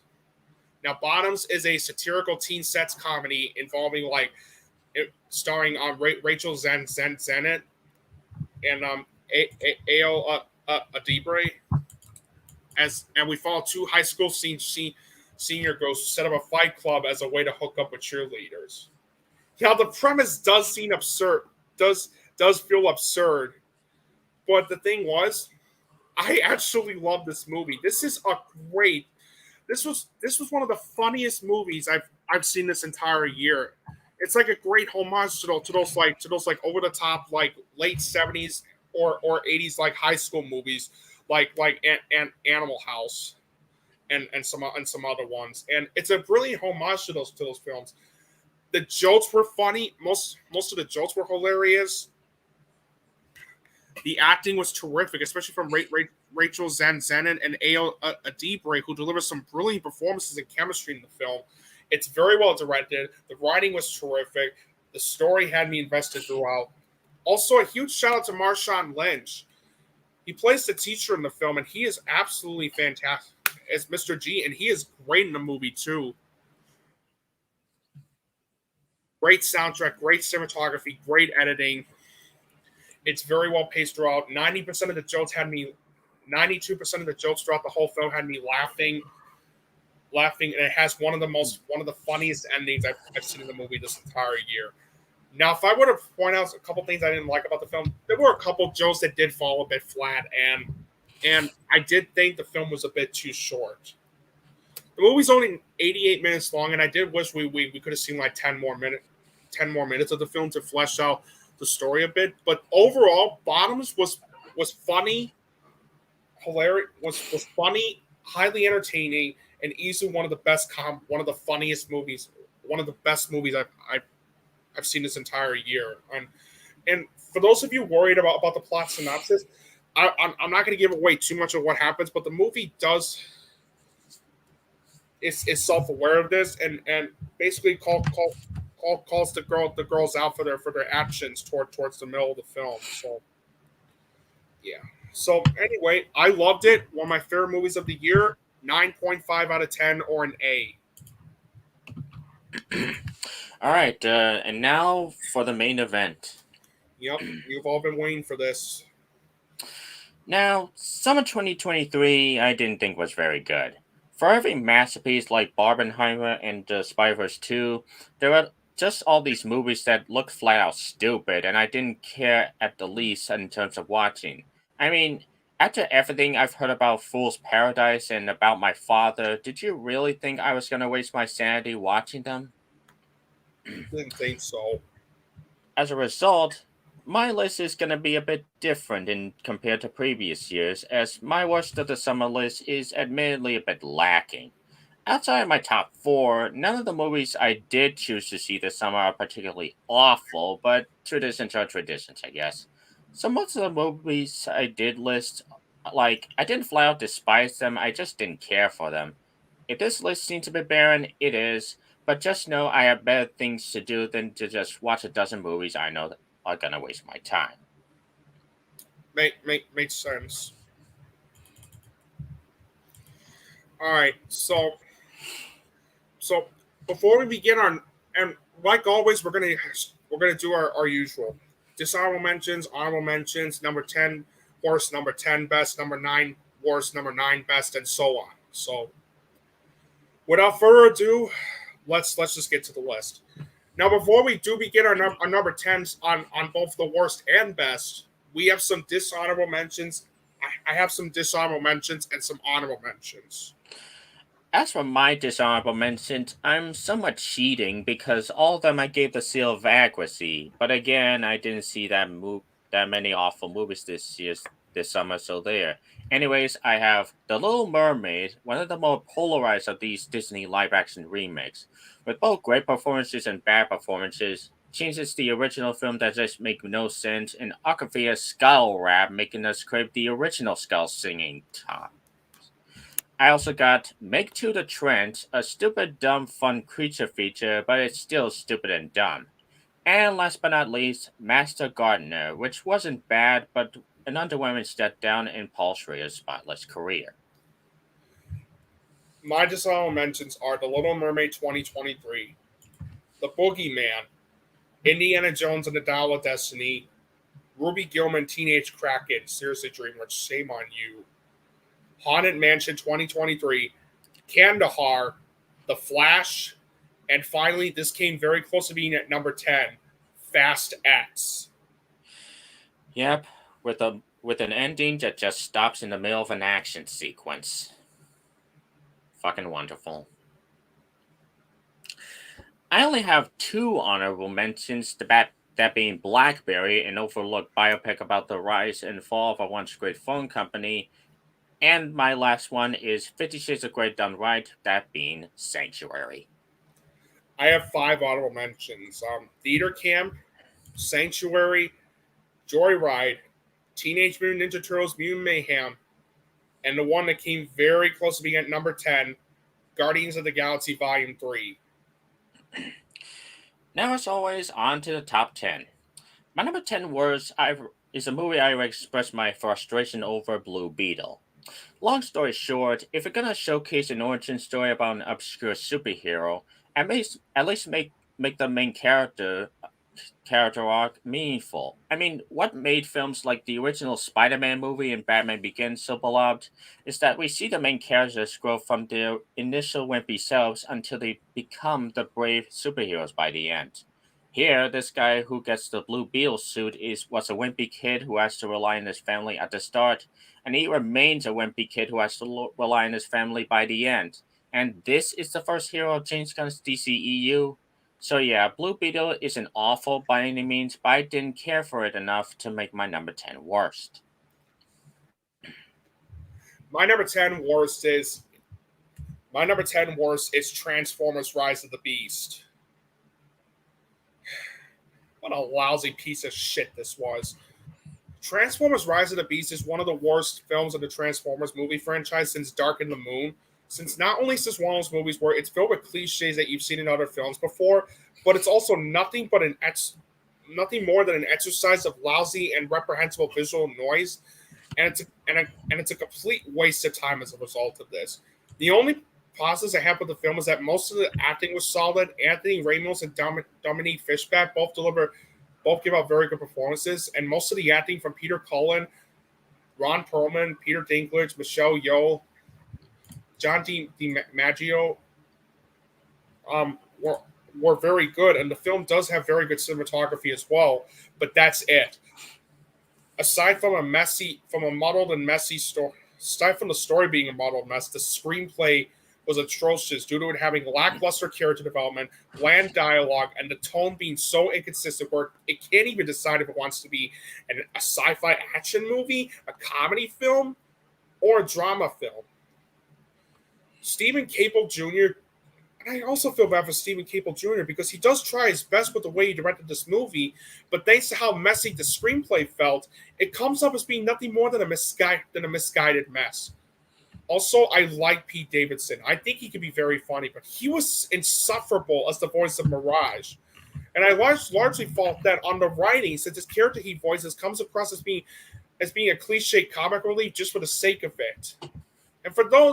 And if you've been following me for some time, you know that's like one of my biggest pet peeves in movies. When some certain character comes across as being a cliche comic relief just for the sake of it. I hate when some movies do this, and this is no exception.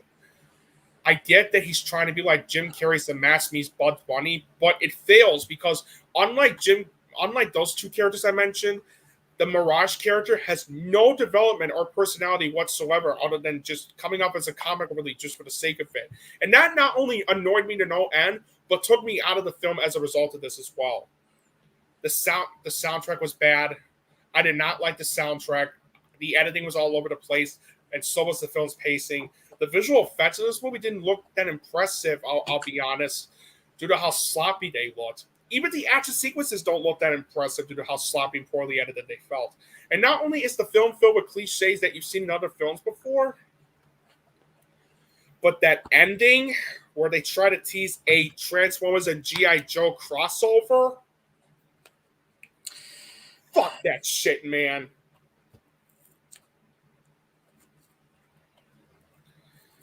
Also, you came in hoping you would see, like, also the movie's called Rise of the Beast, and you would think that a movie would feature the Maximal Beast from Beast Wars, right? Wrong. I'm not kidding. Like, they're barely in the movie. Not only are they barely in the movie, but even when they are, they don't get that much to do in the film whatsoever.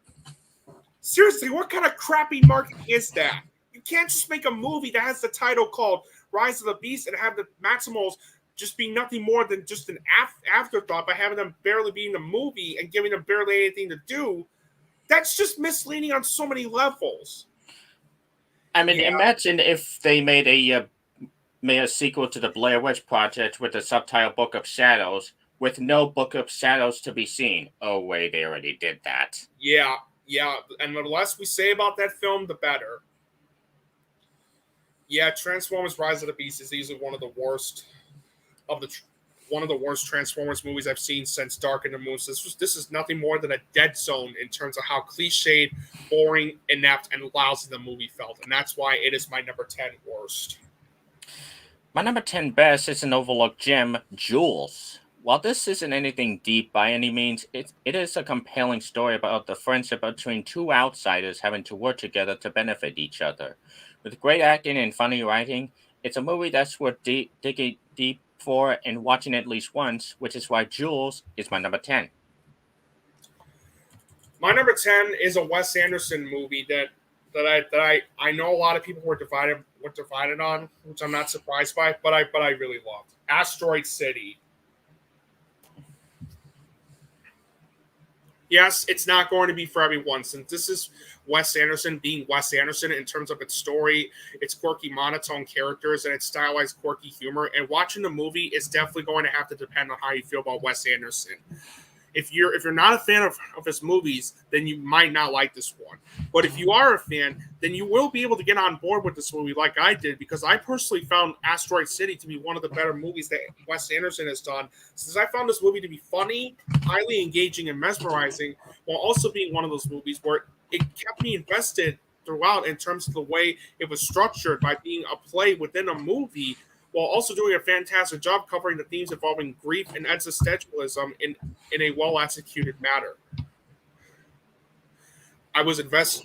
The story felt well-structured and highly engaging, um, especially with its meta-textual plot being a play within a movie. Wes Anderson also does a terrific job with the way he directed this movie, since you could see the vision and passion he had behind the camera, especially with the way he directs the actors in the film. The screenplay he also wrote was fantastic, since it featured quirky dialogue and great characterization. The tone carefully balancing its comedic and dramatic tones successfully, and the themes of grief and existentialism feeling well executed.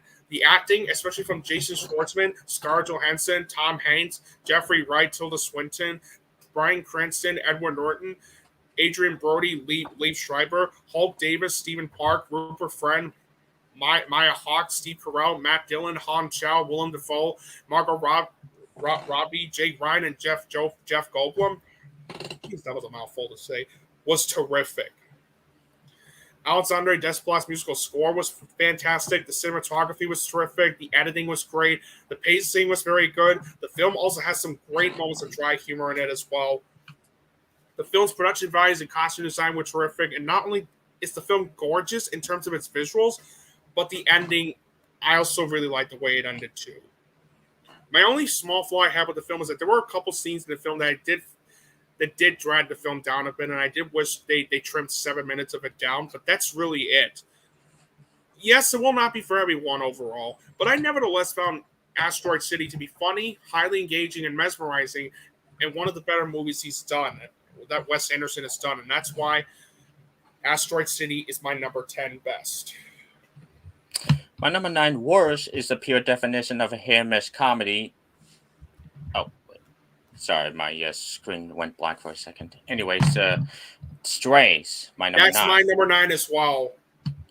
Like I said, I felt this movie works best when it's showcasing the point of view of these stray dogs doing what stray dogs do. Unfortunately, an overemphasis on toilet humor and characters that aren't the most well-developed mean that I can't exactly recommend this one as a whole. Hence, Strays is my number 9 worst. Yeah, Strays is also my number 9, and I already explained why I didn't like this one, so I'm going to make it brief. Despite a hilarious cameo appearance by Dennis Quaid, real dogs, but the movie doing a fantastic job using real dogs to portray the dog characters, and the film having good cinematography.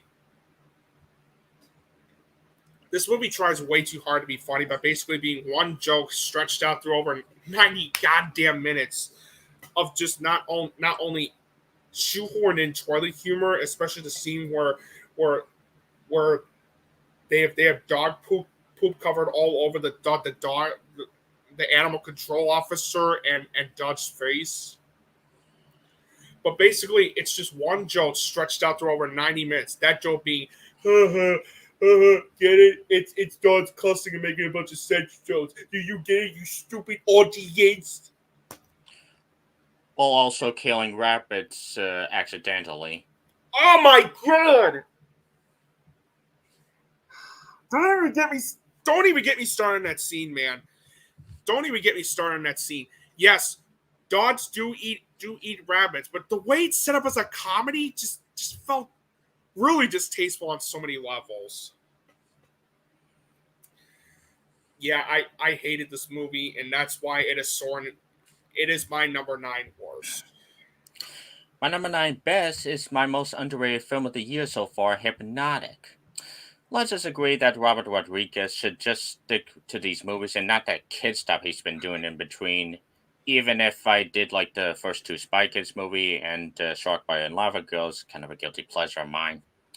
Anyways, Hypnotic is a movie that keeps you on your toes, leaving you in suspense and subverting your expectations left and right, from the opening scene to the closing credits.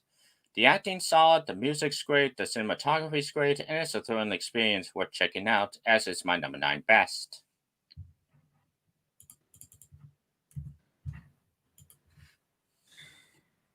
My number 9 best.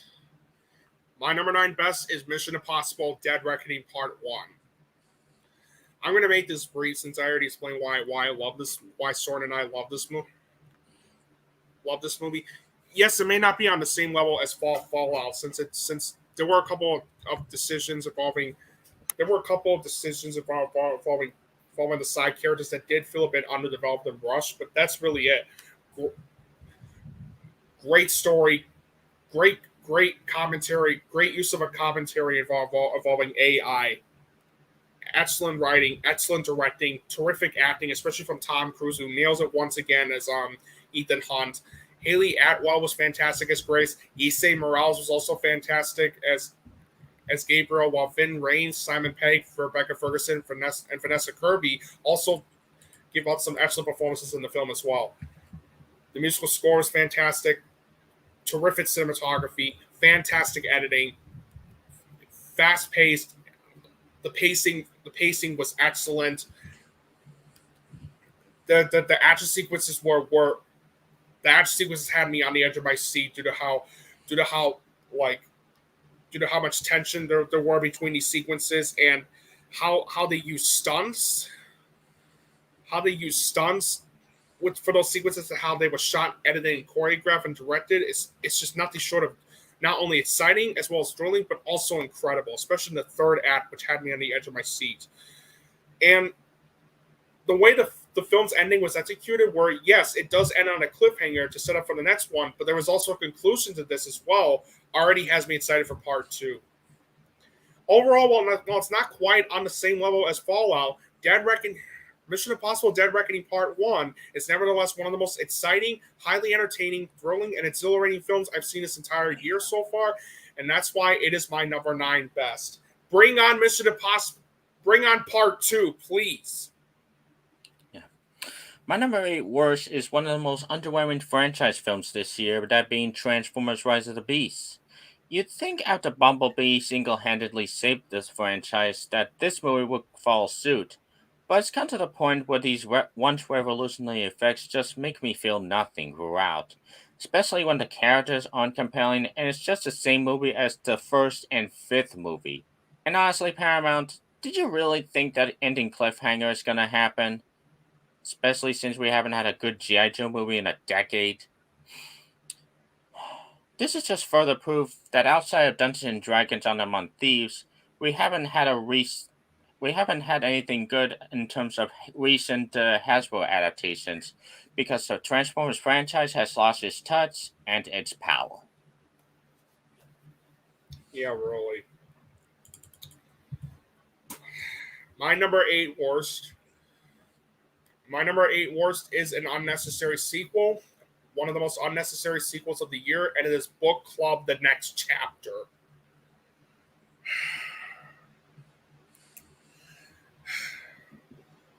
I'm not kidding when I say that not only is this worse than the first Book Club movie, but Book Club: The Next Chapter is one of the most boring, predictable, awkward, meandering, and embarrassingly idiotic movies I've seen this year. So this is one of those movies where you can't help but feel like it was made just for these actresses to take a vacation to Italy. It wouldn't be this bad. It wouldn't be this bad if the actresses. It wouldn't be this bad if the story was engaging, but it's not. It's not, and it made me feel bad for shitting on 80 for Brady. As much as I couldn't stand 80 for Brady, at least I laughed a few times, and they did try to give out a good message on how you only get one chance in life, and you should spend it on whatever you have is there, even if it was poorly executed. But in Book Club, the next chapter, there's no good message in here whatsoever, and worst of all, it just wasn't funny at all. The only redeeming things I found in the film were that Diane Keaton, Jane Fonda, Candice Bergen, and Mary Steenburgen all give out some good performances and chemistry in the film. And the film does have a very good cinematography as well, but that's it. That's it. The story was a misguided mess since 90% of the movie is nothing but filler throughout. The directing was also a misguided mess. The screenplay was atrocious. It wastes the talents of Craig T. Nelson, Andy Garcia, Don Johnson. The soundtrack was an obnoxious mess. The editing was a muddled mess. The pacing was also a sluggish mess. Since for a movie that's 108 minutes long, it felt like it was going on for 3 fucking hours. It's filled with cliches that you've seen in other films before. And not only is the film very predictable, especially with the ending where Jane Fonda's character, Vivian, ends up marrying Don Johnson's character, Arthur, but the best way I would describe every single joke in this movie is that they come across as being both cringeworthy and flat out idiotic. And that includes some of the lamest jokes I've seen in the movie this year so far, where Diane Keaton's character puts a mask between her eyes and says, "Very Christian Grey."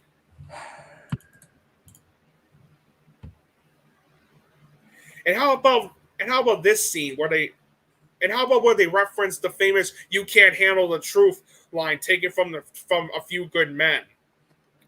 How about that reference for the sake of a laugh? As you can probably tell, that was sarcasm. But do you want to know what I feel was the worst joke in the film? Before you were saying that, hey, women of this movie, I got a reference for you.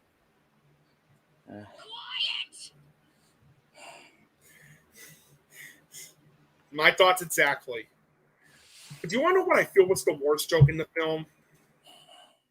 It takes place during one scene where the 4 old ladies see a police officer moments after their car breaks down, and they had the audacity to make a joke where they mistake the police officer as a fucking stripper.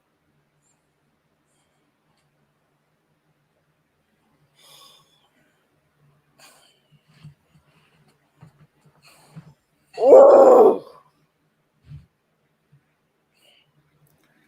I really want to know what was going through these writers' heads when they came up with that crap. Overall, despite Diane Keaton, Jane Fonda, Candice Bergen, and Mary Steenburgen giving off some good performances and chemistry in the film, Book Club, the next chapter, is nevertheless one of the most boring, predictable, awkward, meandering, and embarrassingly idiotic movies I've seen this year so far, and that's why it is my number 8 worst. My number 8 best is the first of 2 A24 romantic dramas that the genre needs to take notes from. You Hurt My Feelings. The story about a romantic couple who take certain things at face value and have their relationship deteriorate is brought to life in space thanks to a smart and relatable screenplay and a solid cast, especially the 2 leads. It makes you emotional throughout, and it's an easy pick for my number 8.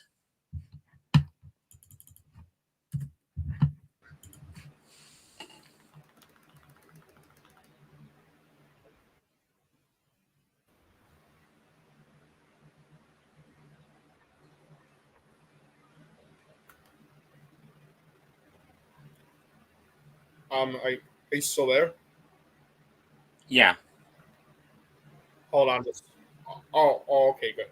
My number 8 best is the one I just recently talked about. It's Bottoms. This is a brilliant throwback to those 70s and 80s high school movies, and featuring terrific performances by Rachel Zenz in it, and Io Adibre, as well as terrific chemistry by those actresses, as well as sharp writing, terrific directing, um, great great mess and great themes involving empowerment.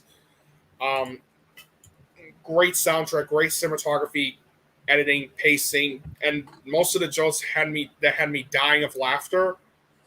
I overall found Bottoms to be one of the funniest movies of the year, and that's why it is my number 8 best of the summer.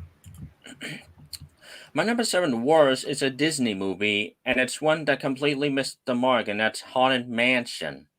The people in this huge cast are mostly charming as always, but it makes jack squat if this entire experience was disjointed at best and boring at worst. From the messy script to the haphazardly put together effects, it's better than the last time Disney tried adapting this right on the big screen, but that's like saying My Little Pony Season 8 is better than My Little Pony Season 9. It's still bad, and it's my number seven worst. My number 7 worst was on Soren's best of the summer list, and it's on my worst. Sadly, it is Hypnotic. Sorry, Soren, but I found Hypnotic to be one of the worst and most boring, cliched, and inconsistent movies I've seen this summer. This is one of those movies where, yes, it had some potential given its concept, but it also thinks it's so clever at being a mix of Taken, Memento, and Inception, when in reality, it's really ripping off those movies rather than being inspired by it. And it becomes nothing more than just a flat out missed opportunity and a waste of time as a result of this. The only redeeming things I found in the film were that there are some good performances by William Fichtner and Jackie Earl Haley, although he's not in the film that much. But that's besides the point. And the film does have a very good cinematography as well, but that's it. The story tries to be Memento mixed with Inception and Taken, but falls very flat due to how much of an inconsistent mess this felt. I was also very disappointed in the way Robert Rodriguez directed this movie, since it came off as being nothing more than a muddled mess. Not to mention that the screenplay written by him and Max Borstein was terrible due to it having characters that feel cliche, paper thin, and shallow. The dialogue being a clunky mess while also relying way too much on exposition, and the tone feeling so inconsistent where it can't even decide if it wants to be an action thriller or a mystery. The rest of the acting was terrible. I was very disappointed and baffled with the way Ben Affleck acted in the film, since it looked like he was sleepwalking throughout the whole picture. It also wastes the talents of Alex Braga and Jeff Fahey. The score felt generic and underwhelming. The editing was all over the place. The pacing was a sluggish mess. There's not a lot of action sequences in the film, and even when there is, they unfortunately didn't look that impressive due to how not only weakly choreographed, poorly directed, and poorly edited they were, but how there's not a lot of tension going on in those sequences at all. The visual effects in this movie looked unimpressive and sloppy, and not only is the film filled with cliches that you've seen in other films before, but the ending was also a bland mess as well. Overall, Hypnotic is one of the most boring, cliched, and inconsistent movies I've seen this year, and that's why it is my number 7 worst of the summer. Okay, remember when I ran on Blue Beetle as a poor use of Latino representation for a movie? Well, my number 7 best is the opposite, that Flaming Hot. This was a consistently entertaining movie that puts you in the shoes of a down slug employee who is put in the spotlight after he gets the idea of a lifetime that saves his company from bankruptcy. I know this movie is somewhat controversial due to the complicated historical accuracy, but if you can see films like Braveheart and The Greatest Showman, then you can definitely seek this one out on Disney Plus or Hulu, as it's my pick for number 7. My number 7 best. Søren mentioned this on his list, and it's on my list too. Blackberry. Blackberry is one of the sharpest, most entertaining, compelling, gripping, and riveting films I've seen. I've seen this entire year. This was such a brilliant movie that grabs you and never lets you go until the last frame of the film, while also doing a fantastic job. Taking you behind the scenes and how the BlackBerry became the device that changed the world and how it lost it all in the later years. The story felt well structured and highly engaging, and I have to give huge props to Matt Johnson with not only how well directed it was, but with the fantastic screenplay that he and Matthew Miller wrote for the film, since it contains such riveting dialogue and the tone, carefully balancing his comedic and dramatic tone successfully. The acting was terrific. Jay Baruchel, who you may remember as the voice of Hiccup from those How to Train Your Dragon movies, absolutely delivers one of the most riveting breakthrough performances I've seen this year so far. And as for Glenn Howerton, oh my goodness, what a powerful performance he gave out as Jim Bessel. His character is such an asshole in this movie, but what's so amazing about Howerton's performance is that how powerful his performance was, to the point where this is one of those characters you love to hate. The soundtrack was excellent. The cinematography was terrific. The editing was great. It's very well paced throughout. I was also very surprised at how funny it was, too, especially with how witty and clever the humor felt throughout the film. And it also has one of the most satisfying endings I've ever seen in the movie this entire year so far. Overall, Blackberry features two of the best breakthrough performances I've seen this year so far by Jay Baruchel and Glenn Howerton, and it's one of the sharpest and most entertaining, compelling, gripping, and riveting films I've seen this year so far. And that's why Blackberry is my number 6 best. Your number 7, you mean? Oh, number 7 best. I'm sorry. My number 6 worst is the second Universal Dracula movie to bomb this year, but this time I can easily see why. The Last Voyage of the Demeter. Look, if you're gonna take one chapter out of the original Bram Stoker novel and stretch it to a 2-hour movie, the least you could do is justify its runtime. But due to the characters I can't tell you the name of and few and far between compelling scares, I don't think it's justified. I guess it worked on paper, but on screen it's my number 6 worst.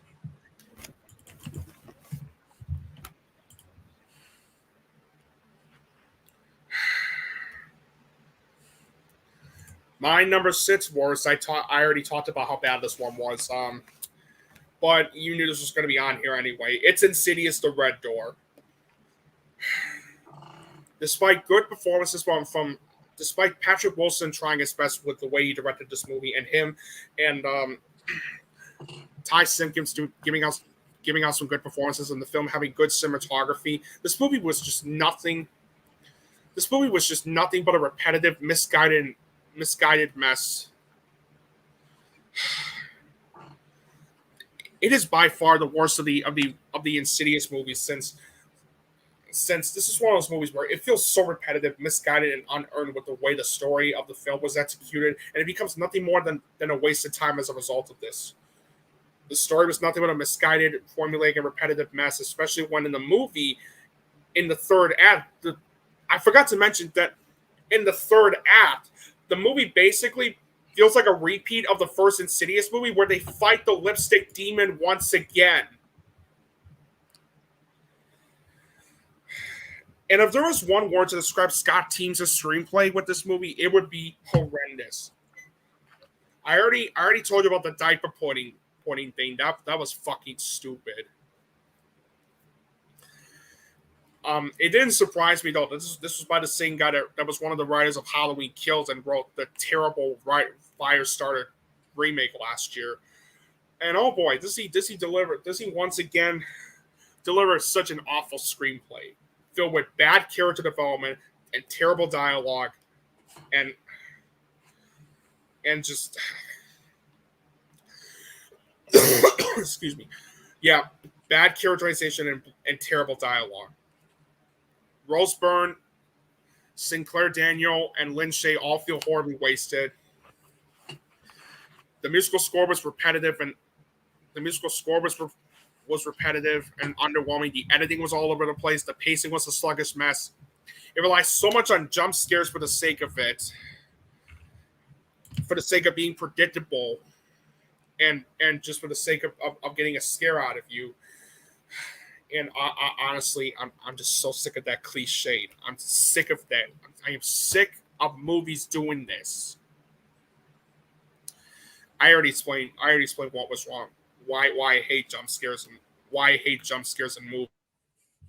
But if they're done poorly, but yeah, you get the point. Overall, Insidious is the worst.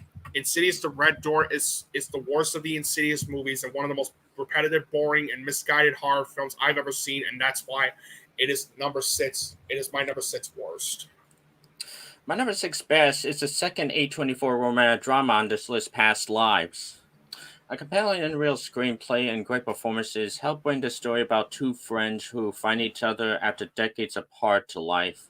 It's emotional, it's thought-provoking, and it's my pick for number 6.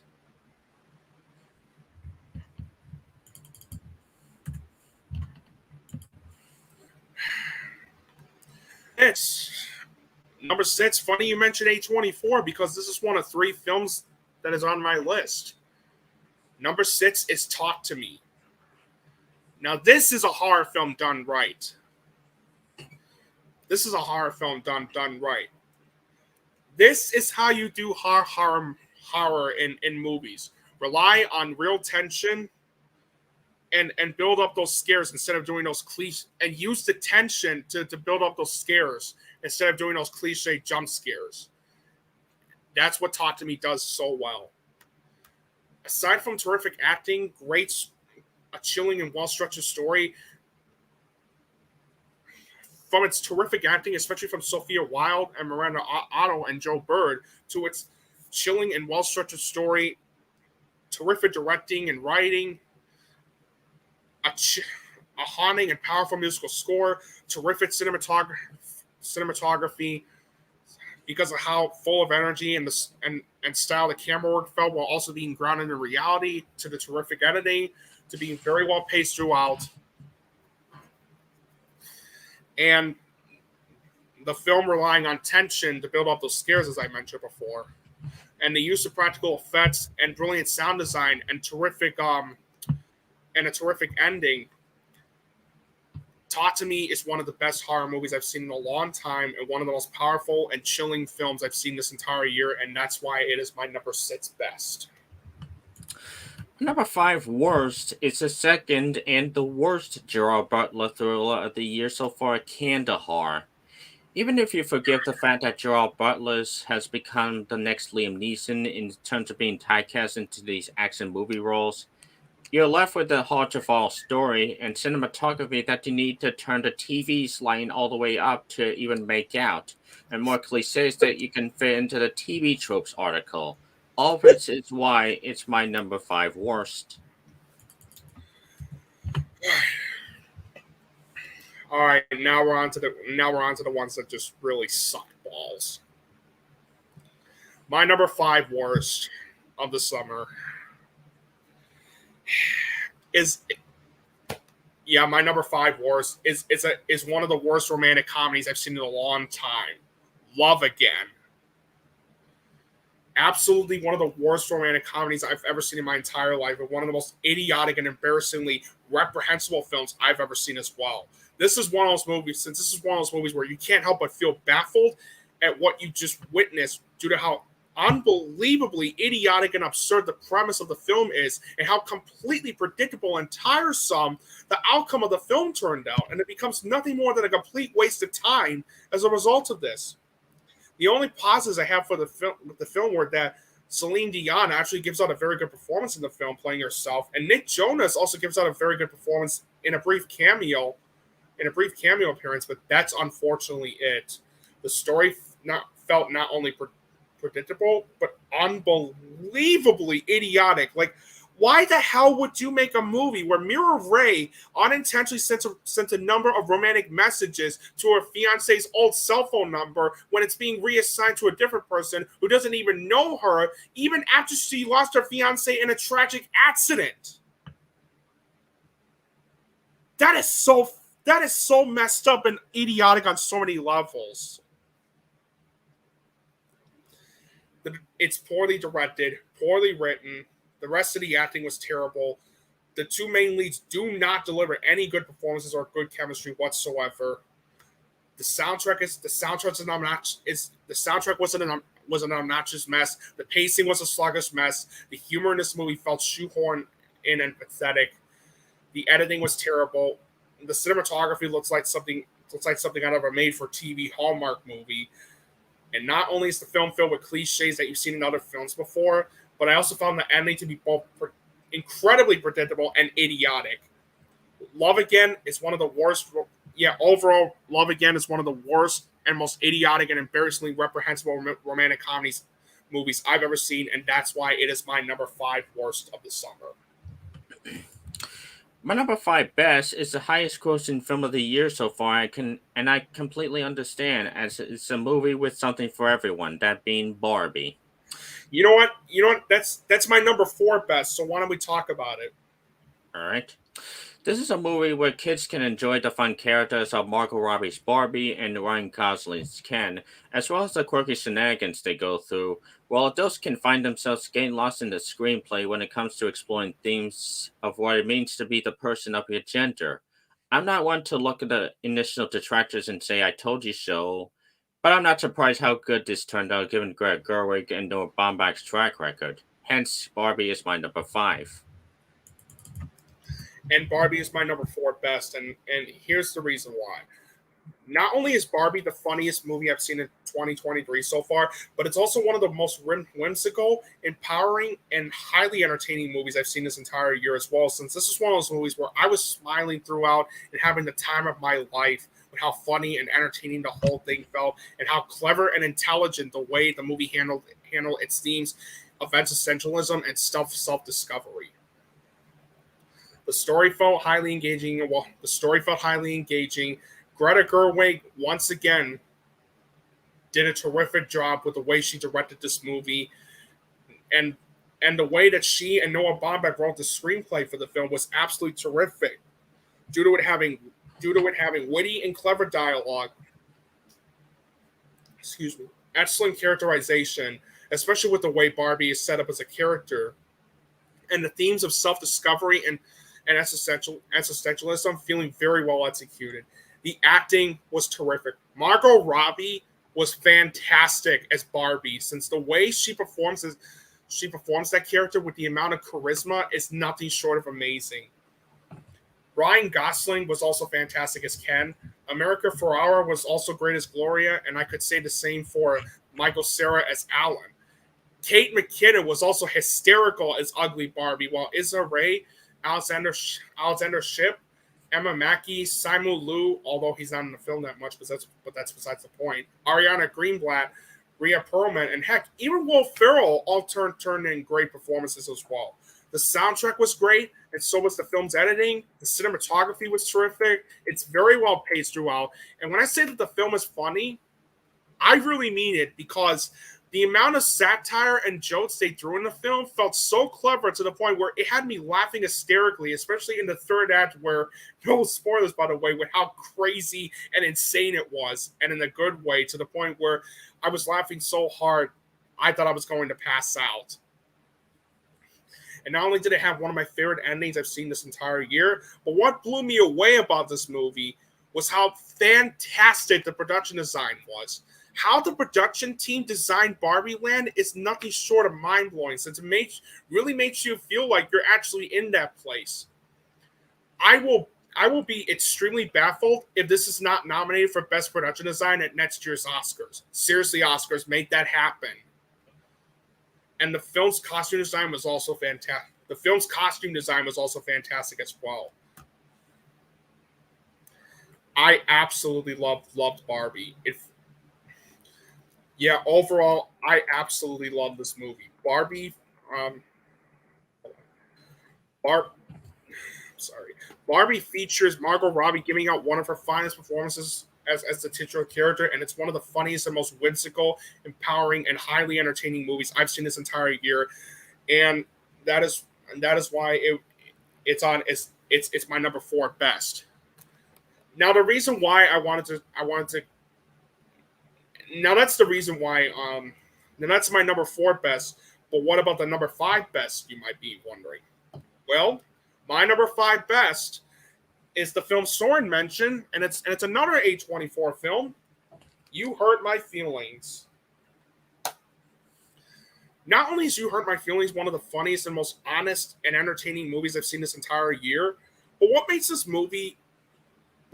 film so special is how the director of the film, Nicole Holofcener, I'm sorry if I mispronounced that name, by the way, did such an incredible job crafting the themes of honesty and white lies between relationships in a realistic and well-detailed manner, since it explores how complicated relationships can be, how people sometimes go too far with the way people jump to conclusions on others, all because of something they hear that's either out of context or lies, and how people express their feelings on some piece of media in a sincere and honest way without hurting one's feelings. And it shows on why I feel that Nicole Holofcener is one of the best directors working today as a result of this. The story felt highly engaging and well structured. Nicole Holofcener did a terrific job with the way she directed this movie and with the way she wrote the movie, since it features witty and clever dialogue, characters that feel fleshed out and real, and the tone carefully balancing its comedic and dramatic tone successfully. The acting was terrific. Julia Louis-Dreyfus gives out one of her very best performances of her career as Beth. The way she performs that character felt compelling and natural. Excuse me. Tobias Menzies also delivers one of the best performances I've seen this year so far as Don, since his performance also felt natural and compelling. Makila Watkins, Owen Teague, and Amber Tamblyn and David Cross also delivered some great performances in the film as well. The musical score was excellent. The cinematography was fantastic. The editing was great. The pacing was very good. Yes, it's a slow burn pace, which will turn some people off, but it works for me because of how it fits the tone and realism that the film is trying to go for. And when I say that the film is, and like I stated with Barbie, when I say that the film is funny, I mean it, because the humor in this movie felt witty and clever, especially since, without spoiling what happens, there were some line deliveries as well as some scenes shown in the film that had me laughing hysterically. And it also features one of my favorite endings I've seen in the movie this entire year too. Overall, You Hurt My Feelings is one of the funniest and most honest and entertaining movies I've seen this year, and that's why You Hurt My Feelings is my number 5 best.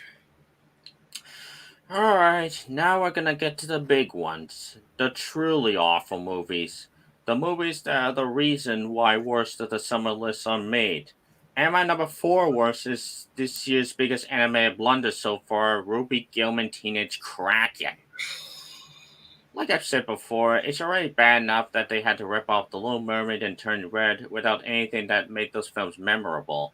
But you also have to deal with annoying characters, a story that you can predict from the very trailers, and a pop soundtrack that makes you want to apologize to the Super Mario Brothers movie. That's where you draw the line. Yeah, really. It's at this point that I can hope DreamWorks makes a comeback this November just like they did last year, but for now, Ruby Gilman is my number 4 worst. I have no hope for Trolls band together, honestly. Excuse me. My number 4 worst. Oh my god, this the 4 zeros I gave this summer. My number 4 worst is a comedy, and it is one of the worst of the year, About My Father. Words couldn't even begin to describe how much I absolutely hated every single minute of this one. I'm not kidding when I say that About My Father was one of the toughest movies I've ever had to sit through this year, mainly due to how cliche predictable, juvenile, idiotic, and completely unfunny the whole thing felt. And it shows why Sebastian Maniscalco, despite the fact on how much I like him and how much of a good actor he is, just cannot do comedy. There is nothing redeeming in this movie whatsoever. The story was nothing but a predictable mess. The writing was atrocious. The directing was terrible. Not to mention the acting by Sebastian Maniscalco and Robert De Niro were atrocious. The score was... The soundtrack was annoying. Was an obnoxious mess. The cinematography was terrible. The editing was shit. And so was the film's pacing. And when I say the jokes are beyond idiotic, I really mean it. 99.5% of the jokes throughout the entirety of About My Father are absolutely atrocious, especially since some appeal to the lowest common denominator in the worst way possible.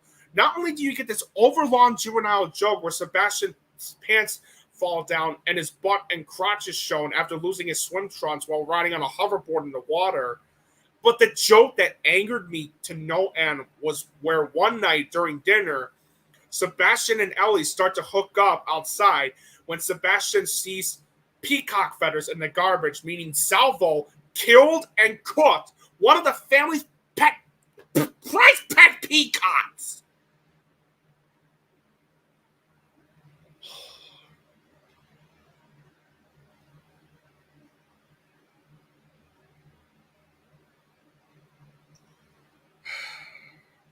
This joke not only angered me, but also almost caused me to walk out.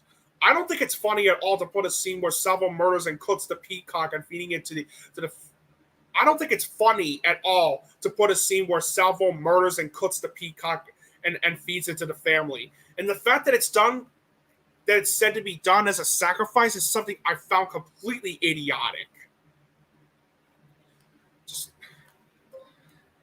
And don't even get me started on the ending, where not only did it feel cliched, but it felt so goddamn predictable and sappy and corny to the point where you can't help but wonder if you're watching a movie that came from the Hallmark Channel. Yeah, overall, About My Father is one of the most cynical, juvenile, idiotic, and downright predictable comedy films I've ever seen in my entire life. It's a movie that's filled with cliches that you've seen in other films before. It has no heart whatsoever, and that's why About My Father is my number 4 worst of the summer. Fuck this movie. My number 4 best is the franchise that continues to astound even at the 7th movie, Mission Impossible Dead Reckoning Part 1.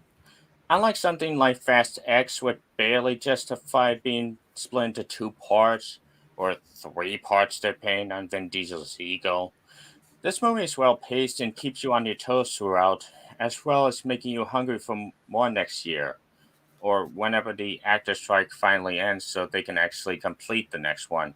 Speaking of actor strike, the commentary about AI taking over our lives is extremely compelling, and it's got some of the best music and action sequences of the year so far. It's real tragic how this one underperformed at the box office, as it's yet another mission worth accepting. I already explained my number 4 best, so we're going to move on to the number 3 worst. My number 3 worst is a movie that I wish I skipped out on, The Mother. I'll admit, I don't remember anything about this movie, but what I can tell you is that Jennifer Lopez's fan service doesn't save a bland and cliche story in haphazard action scenes. Yet another shitty Netflix movie that deserves the number 3 spot.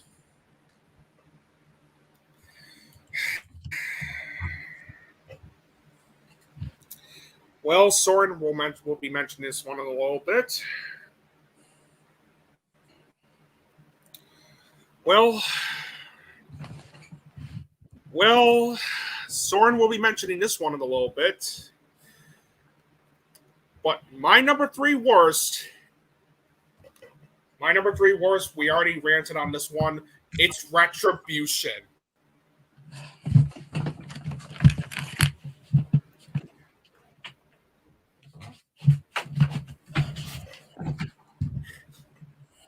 Already I can see Søren.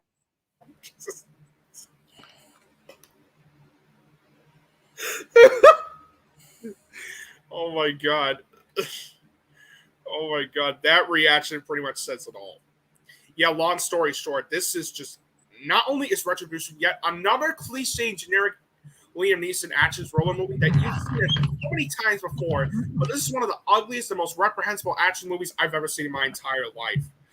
And what's worse is that when you make me call out the twist where Matthew Modine's character was the villain behind all this, that's not a good sign.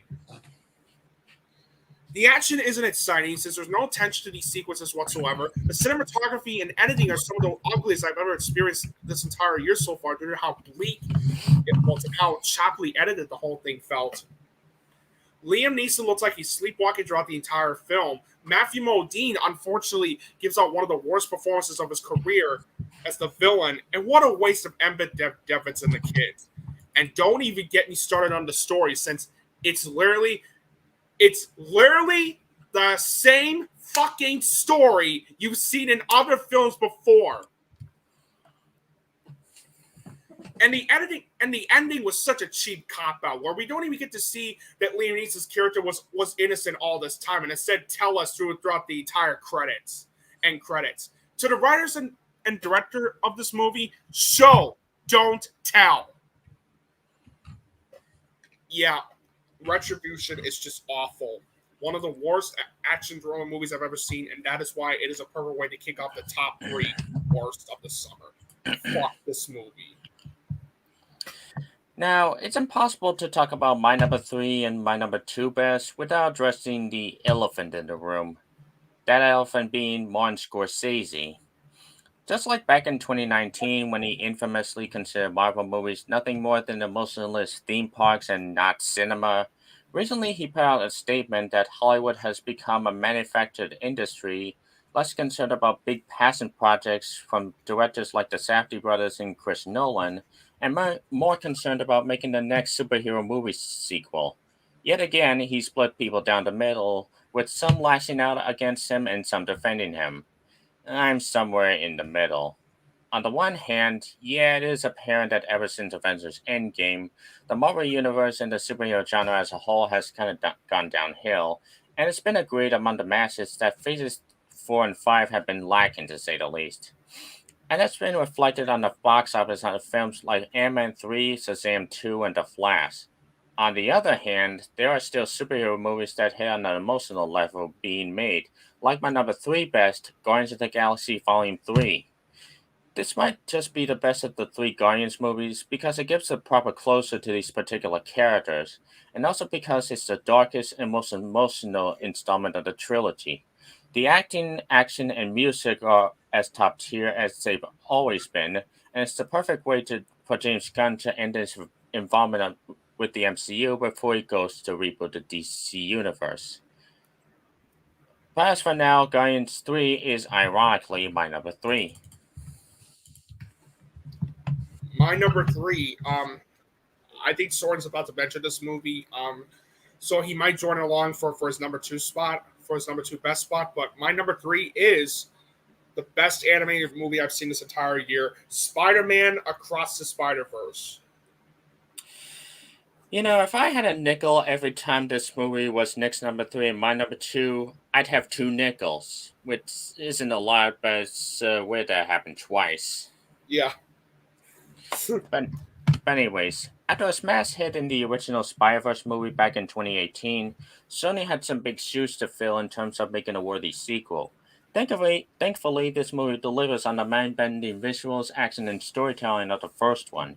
While I still prefer the first one since I felt it to be a bit fresher, this one's definitely darker, bigger, and more ambitious than from the opening locus to the closing cliffhanger. And just like Mission Impossible, it left me hungry for more when Beyond the Spider-Verse comes out, whenever. Which is why this movie is a close second as to my number 2. To say that Spider-Man Across the Spider-Verse is one of the best animated films I've seen in my life would be a big understatement, because not only did I love this movie just as much as the first film, but Across the Spider-Verse is one of the most beautifully animated, breathtaking, and exhilarating animated films I've ever seen in my life. This is one of those movies where you're immediately hooked in due to how not only well structured and highly engaging the story felt, but how exhilarating and beautiful the animation in this one felt too. And I can't help but give huge props to the people behind this for giving us such an exhilarating experience that I'll never forget as time goes by. Like the first movie, if there were words to describe the animation in Spider-Verse and Across the Spider-Verse, it would be beautiful, stunning, astonishing, and spectacular. The story felt gigantic yet highly engaging and well structured. The screenplay is one of the best of the year due to it having terrific character development and riveting dialogue. The directing was fantastic. The voice acting was terrific. Shamik Moore once again nailed it as the voice of Miles Morales Spider-Man. Haley Steinfeld was fantastic as the voice of Gwen Stacy Spider-Woman.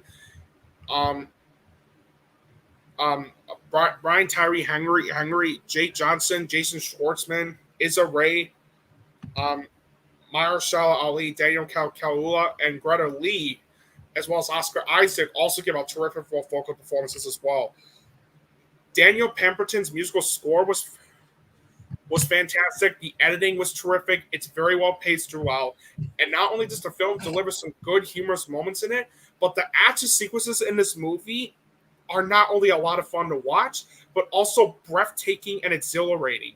How those sequences were animated and edited is really something to behold due to how beautiful, it's really something to behold. And the ending left me not only hungry for more, but also excited for Beyond the Spider-Verse. And to the people at Fast 10, take notes. This is how you do a cliffhanger ending the right way.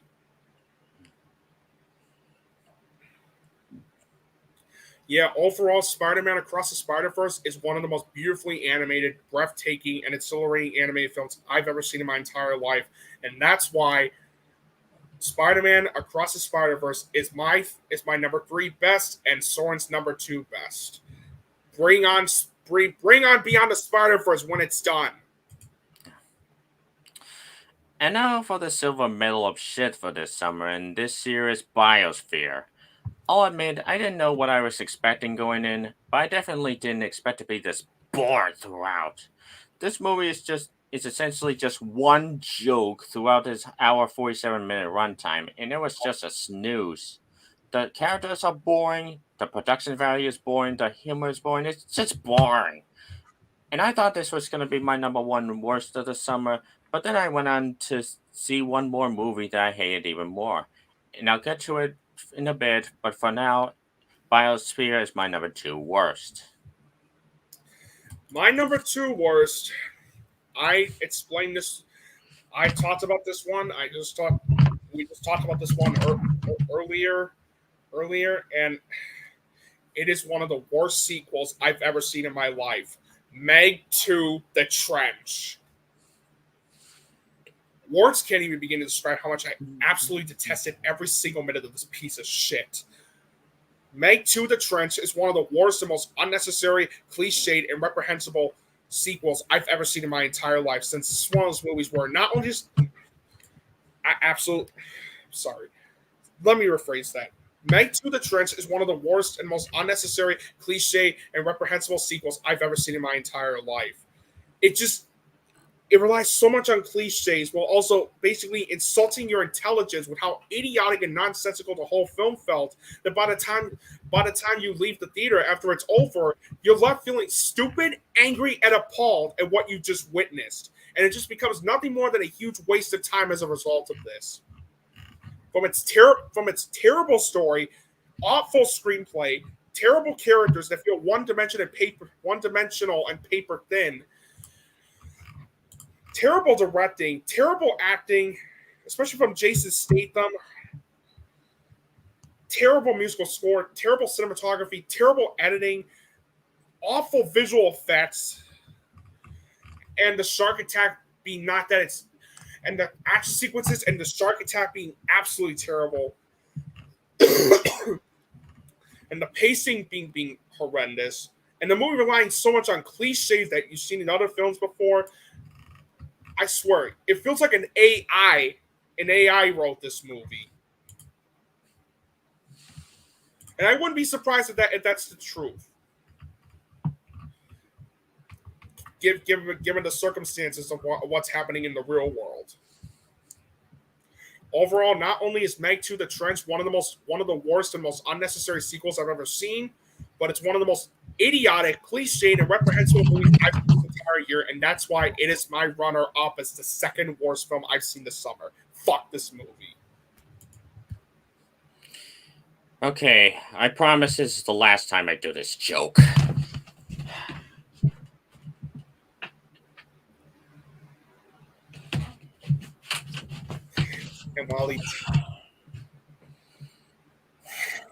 And while he does that, I'll explain my number 2 best. My number 2 best, Søren mentioned this one,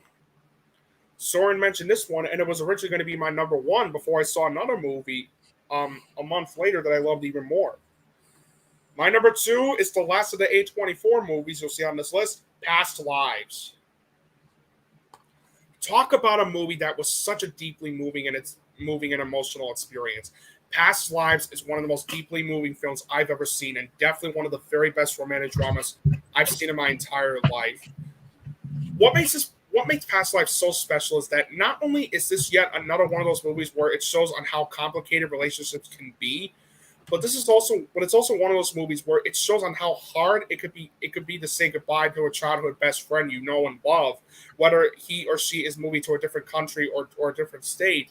And when you and that childhood friend who you haven't seen in years finally reunite, it feels like a wonderful reunion between you and that friend. And that's why I can't help but applaud Celine's song for the way she crafted such a fascinating romantic drama that feels real and deeply moving. From its highly engaging and well-structured story to its fantastic directing by Celine Song and the screenplay that she wrote for the film, which is one of the very best I've seen in 2023 so far, due to it containing excellent dialogue, characters that feel like real people.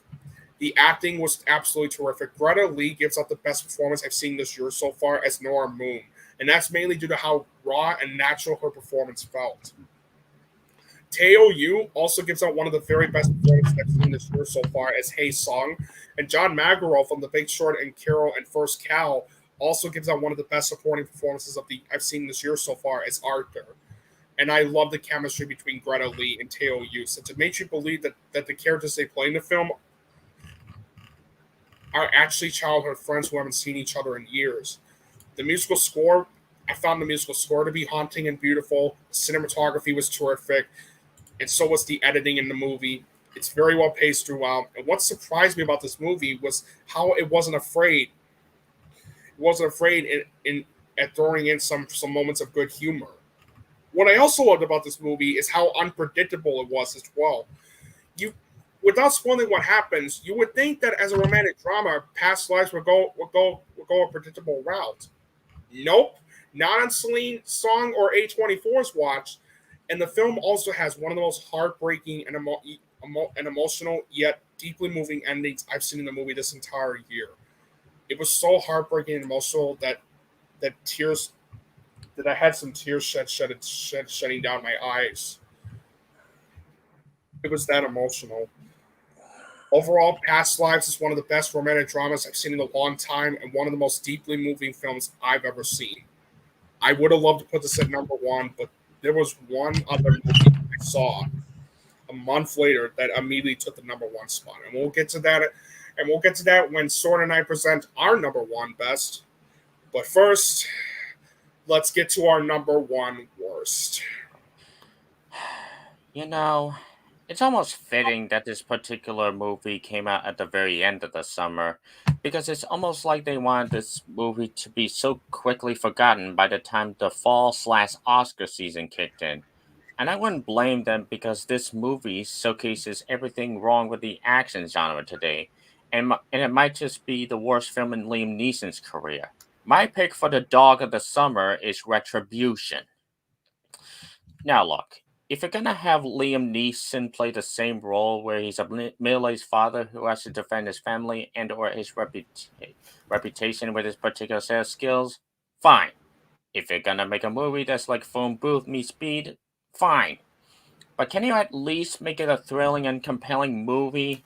I already explained everything before, but so I'll keep it brief. It's already bad enough that the filmmaking looks and sounds boring, but it's flat out abhorrent that the characters are either blank cutouts or obnoxious and unrootable. And it's even worse that the story makes no sense and has no sense of pacing, especially with its idiotic twist and lack of an ending.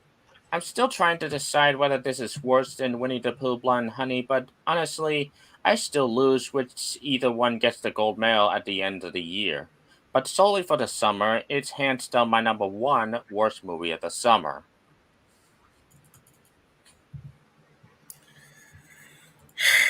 Oh boy, my number one worst. Well, I didn't think it was possible, but the movie I saw back in May of this year ended up being the worst movie I've seen this summer. And so far, the worst movie of the year so far. My number one, it was my number one worst when we did our worst films of 2023 list so far, and it's still number one, and it's still number one like 2 months later. My number one worst film of the summer is Charlie Day's Fool's Paradise. Yep, Fool's Paradise was the worst film I saw this summer, and Fool's Paradise is definitely the worst film to come out this summer. Not only does Fool's Paradise fail so hard at being a satire on the film industry, but this is one of the most horribly misguided, embarrassingly idiotic, and downright reprehensible movies I've ever seen in my entire life. Excuse me. What's shocking about how bad this Fool's Paradise was is that not only was this movie made in 2018, yet sat on the shelf for 3 years before they went under a week of reshoots in December 2021. But this is also one of those movies where you sit there completely stunned and baffled at what you just witnessed by the time the film ends and wonder to yourself, how the hell they wasted such talented people like Kate Beckinsale, Adrian Brody, Jason Sudeikis, Edie Falco, Jason Bateman, and of all the fucking people, John Malkovich and the late Ray Liotta, in a movie that clearly has no idea what it wants to be, and it's nothing but a huge waste of time as a result of this.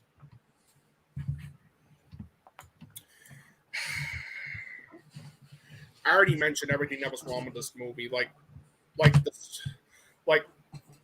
story felt messy, and the story felt so like to say the story in Fool's Paradise is a horribly misguided mess, an inconsistent mess would be a huge understatement. It feels so messy to the point where it can't even decide what it wants to be. At one point, it wants to be a satire on the film industry, but then on the other, it wants to focus on Charlie Day's character, Latte Pronto. Seriously, who names their character that?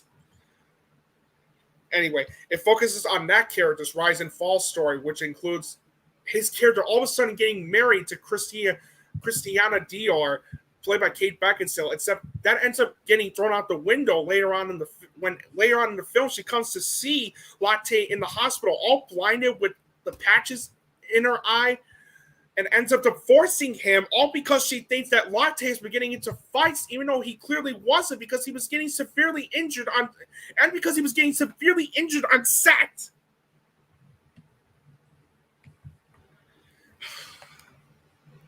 I honestly lost a lot of brains. I honestly feel like I just lost some brain cells in describing why the story of Fool's Paradise doesn't work.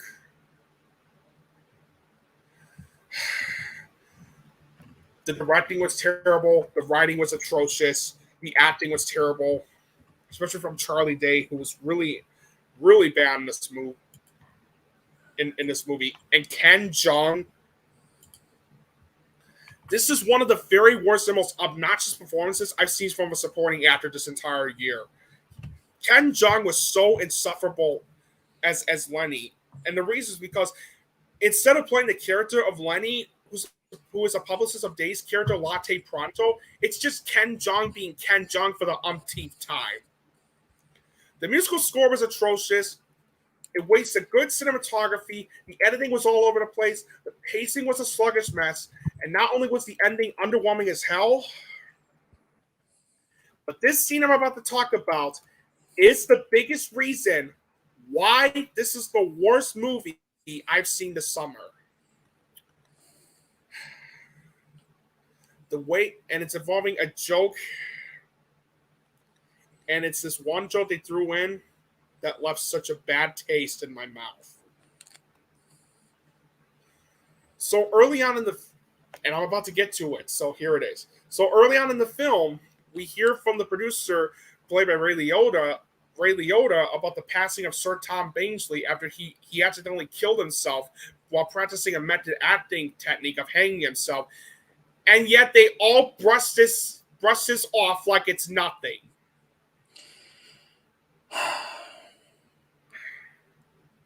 Now look, I get the punchline they were trying to pull.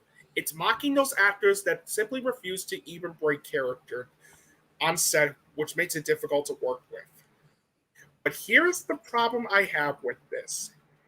You don't throw in a joke involving suicide and have it be played for laughs. I mean, seriously, did the writers of One Course Meal write this movie?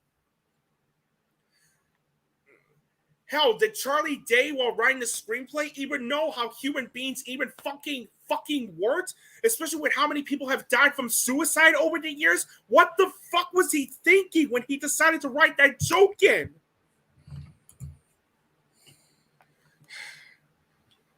The reason this joke pissed me off so much is that I've been dealing with suicidal thoughts in my life, and how the movie treats suicide in such an immature manner by playing it off for laughs and treating it like it's a motherfucking joke disgusted and angered me to no end. Yeah. Overall, this is a new low for Charlie Day.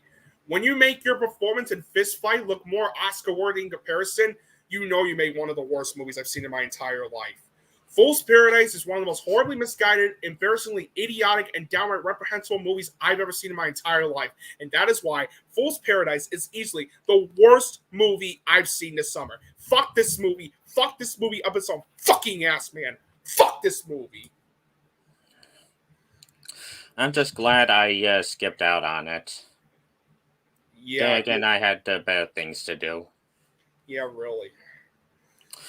And it's a good thing we're going to end this on a high note, because our number one, believe it or not, Søren and I have the same number one for the best film of the summer.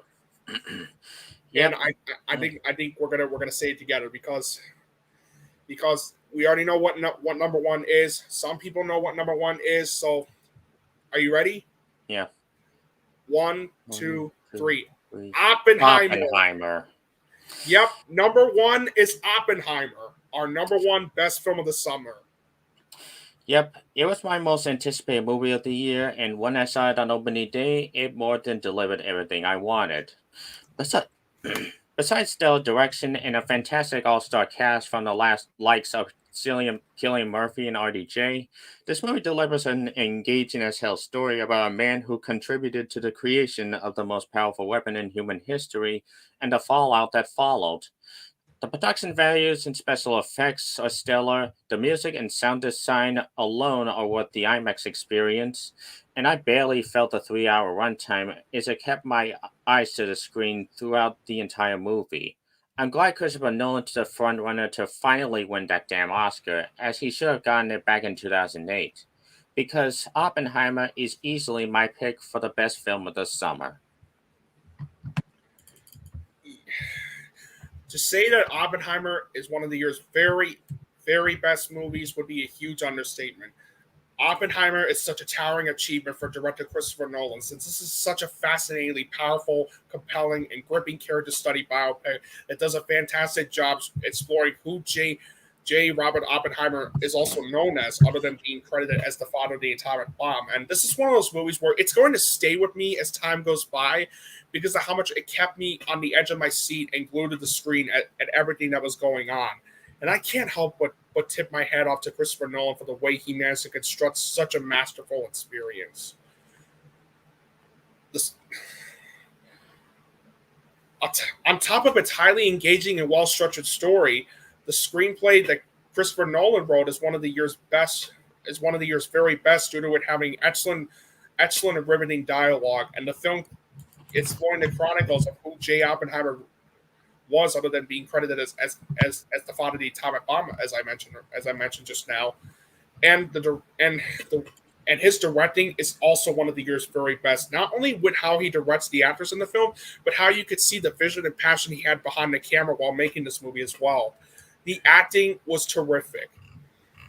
Everybody in the film gave out such a wonderful performance. Cillian Murphy gives out the best and most riveting performance I've seen this year as J. Robert Oppenheimer. Emily Blunt also gives out one of her best performances as Catherine Kitty Oppenheimer. Matt Damon was also fantastic as Leslie Groves. And on top of that, Florence Pugh, Josh Hartnett, Casey Affleck, Rami Malek, and Kenneth Branagh all deliver such fantastic performances in the film as well. But it's Robert Downey Jr. that also blew me away as Louis Strauss. Seriously, his performance was so riveting and powerful that I will honestly be shocked if he's not nominated for Best Supporting Actor at next year's Oscars. The score is one of the very best I've heard in the movie this year due to how powerful it felt. Not to mention the cinematography is the best I've seen in a movie this year so far, mainly due to how beautiful some of the shots in black and white looked and how absolutely stunning its visuals looked too. The editing was terrific, not to mention that the pacing was fantastic, since for a movie that's 3 hours long, it was so well paced, especially with how much I was so invested in the story, that it just flew by for me. It also has some of the best production values and costume design I've seen in the movie this entire year so far, since it feels like you're back in the late 1920s to the 1950s, where the setting of the biopic takes place in. And what's fascinating about this movie is that even though you know the outcome of what J. Robert Oppenheimer did, it still leaves you on the edge of your seat and glued to the screen due to how real and well executed the tension of the film felt. And when we eventually do get to that scene, it will blow you away like it did to me. Due to how the film successfully uses practical effects to make that scene look extremely real. Seriously, hats off to the people that did the practical effects for this. It's fantastic. And the ending is one of the best I've seen in the movie this entire year, hands down. Overall, Oppenheimer is Christopher Nolan's extraordinary masterpiece and one of the most powerful, compelling, riveting, gripping, and exhilarating films I've ever seen, and it is hands down Søren and I's pick as our number one best film of the summer. Well done, Christopher Nolan. Well done. All right. Well, that ends another episode of the FilmBrony Podcast. I want to thank you guys for sticking around. I want to thank you guys very much. Søren and I really want to thank you guys for sticking around with us for the reviews and the list and stuff. Now, I did mention this before, and before we go, there's a reason for our long hiatus. I've been going through like depression. I've been going through grief and depression as of lately. Like, my grandfather passed away on August 10th, and my nana passed away just a few weeks ago, and it's just I haven't been the same ever since I lost those. I lost my grandfather and my nana. Yeah, and that's why we haven't been doing the podcast for a little while. And also that's why we haven't been doing it for a while. And also the big project I had, which is involving the worst and best movies I've seen in the past 10 years, will have to be delayed to next year because I would rather like focus on my mental health than to just get the video out for you guys. yeah, I just want to take care of my mental health. So that's why the thing is getting delayed to next year. I hope you guys understand that. But anyway, yeah, it just hasn't been easy, and that's why that's the reason why we've been taking a long hiatus. So, well, that's all for tonight's podcast. Thank you guys very much for watching it. Be sure to subscribe to Søren Saunders on his YouTube channel. The link is in the description below. Give him the love he absolutely deserves. He's a very good YouTuber. And until we meet again in October for the Halloween special for the Halloween episode of the FilmBrony Podcast, hope you guys have a wonderful hope you guys have a wonderful weekend, have a wonderful day and weekend, and we'll see you all in October for the Halloween special. So until then, have a good one and take care of yourself.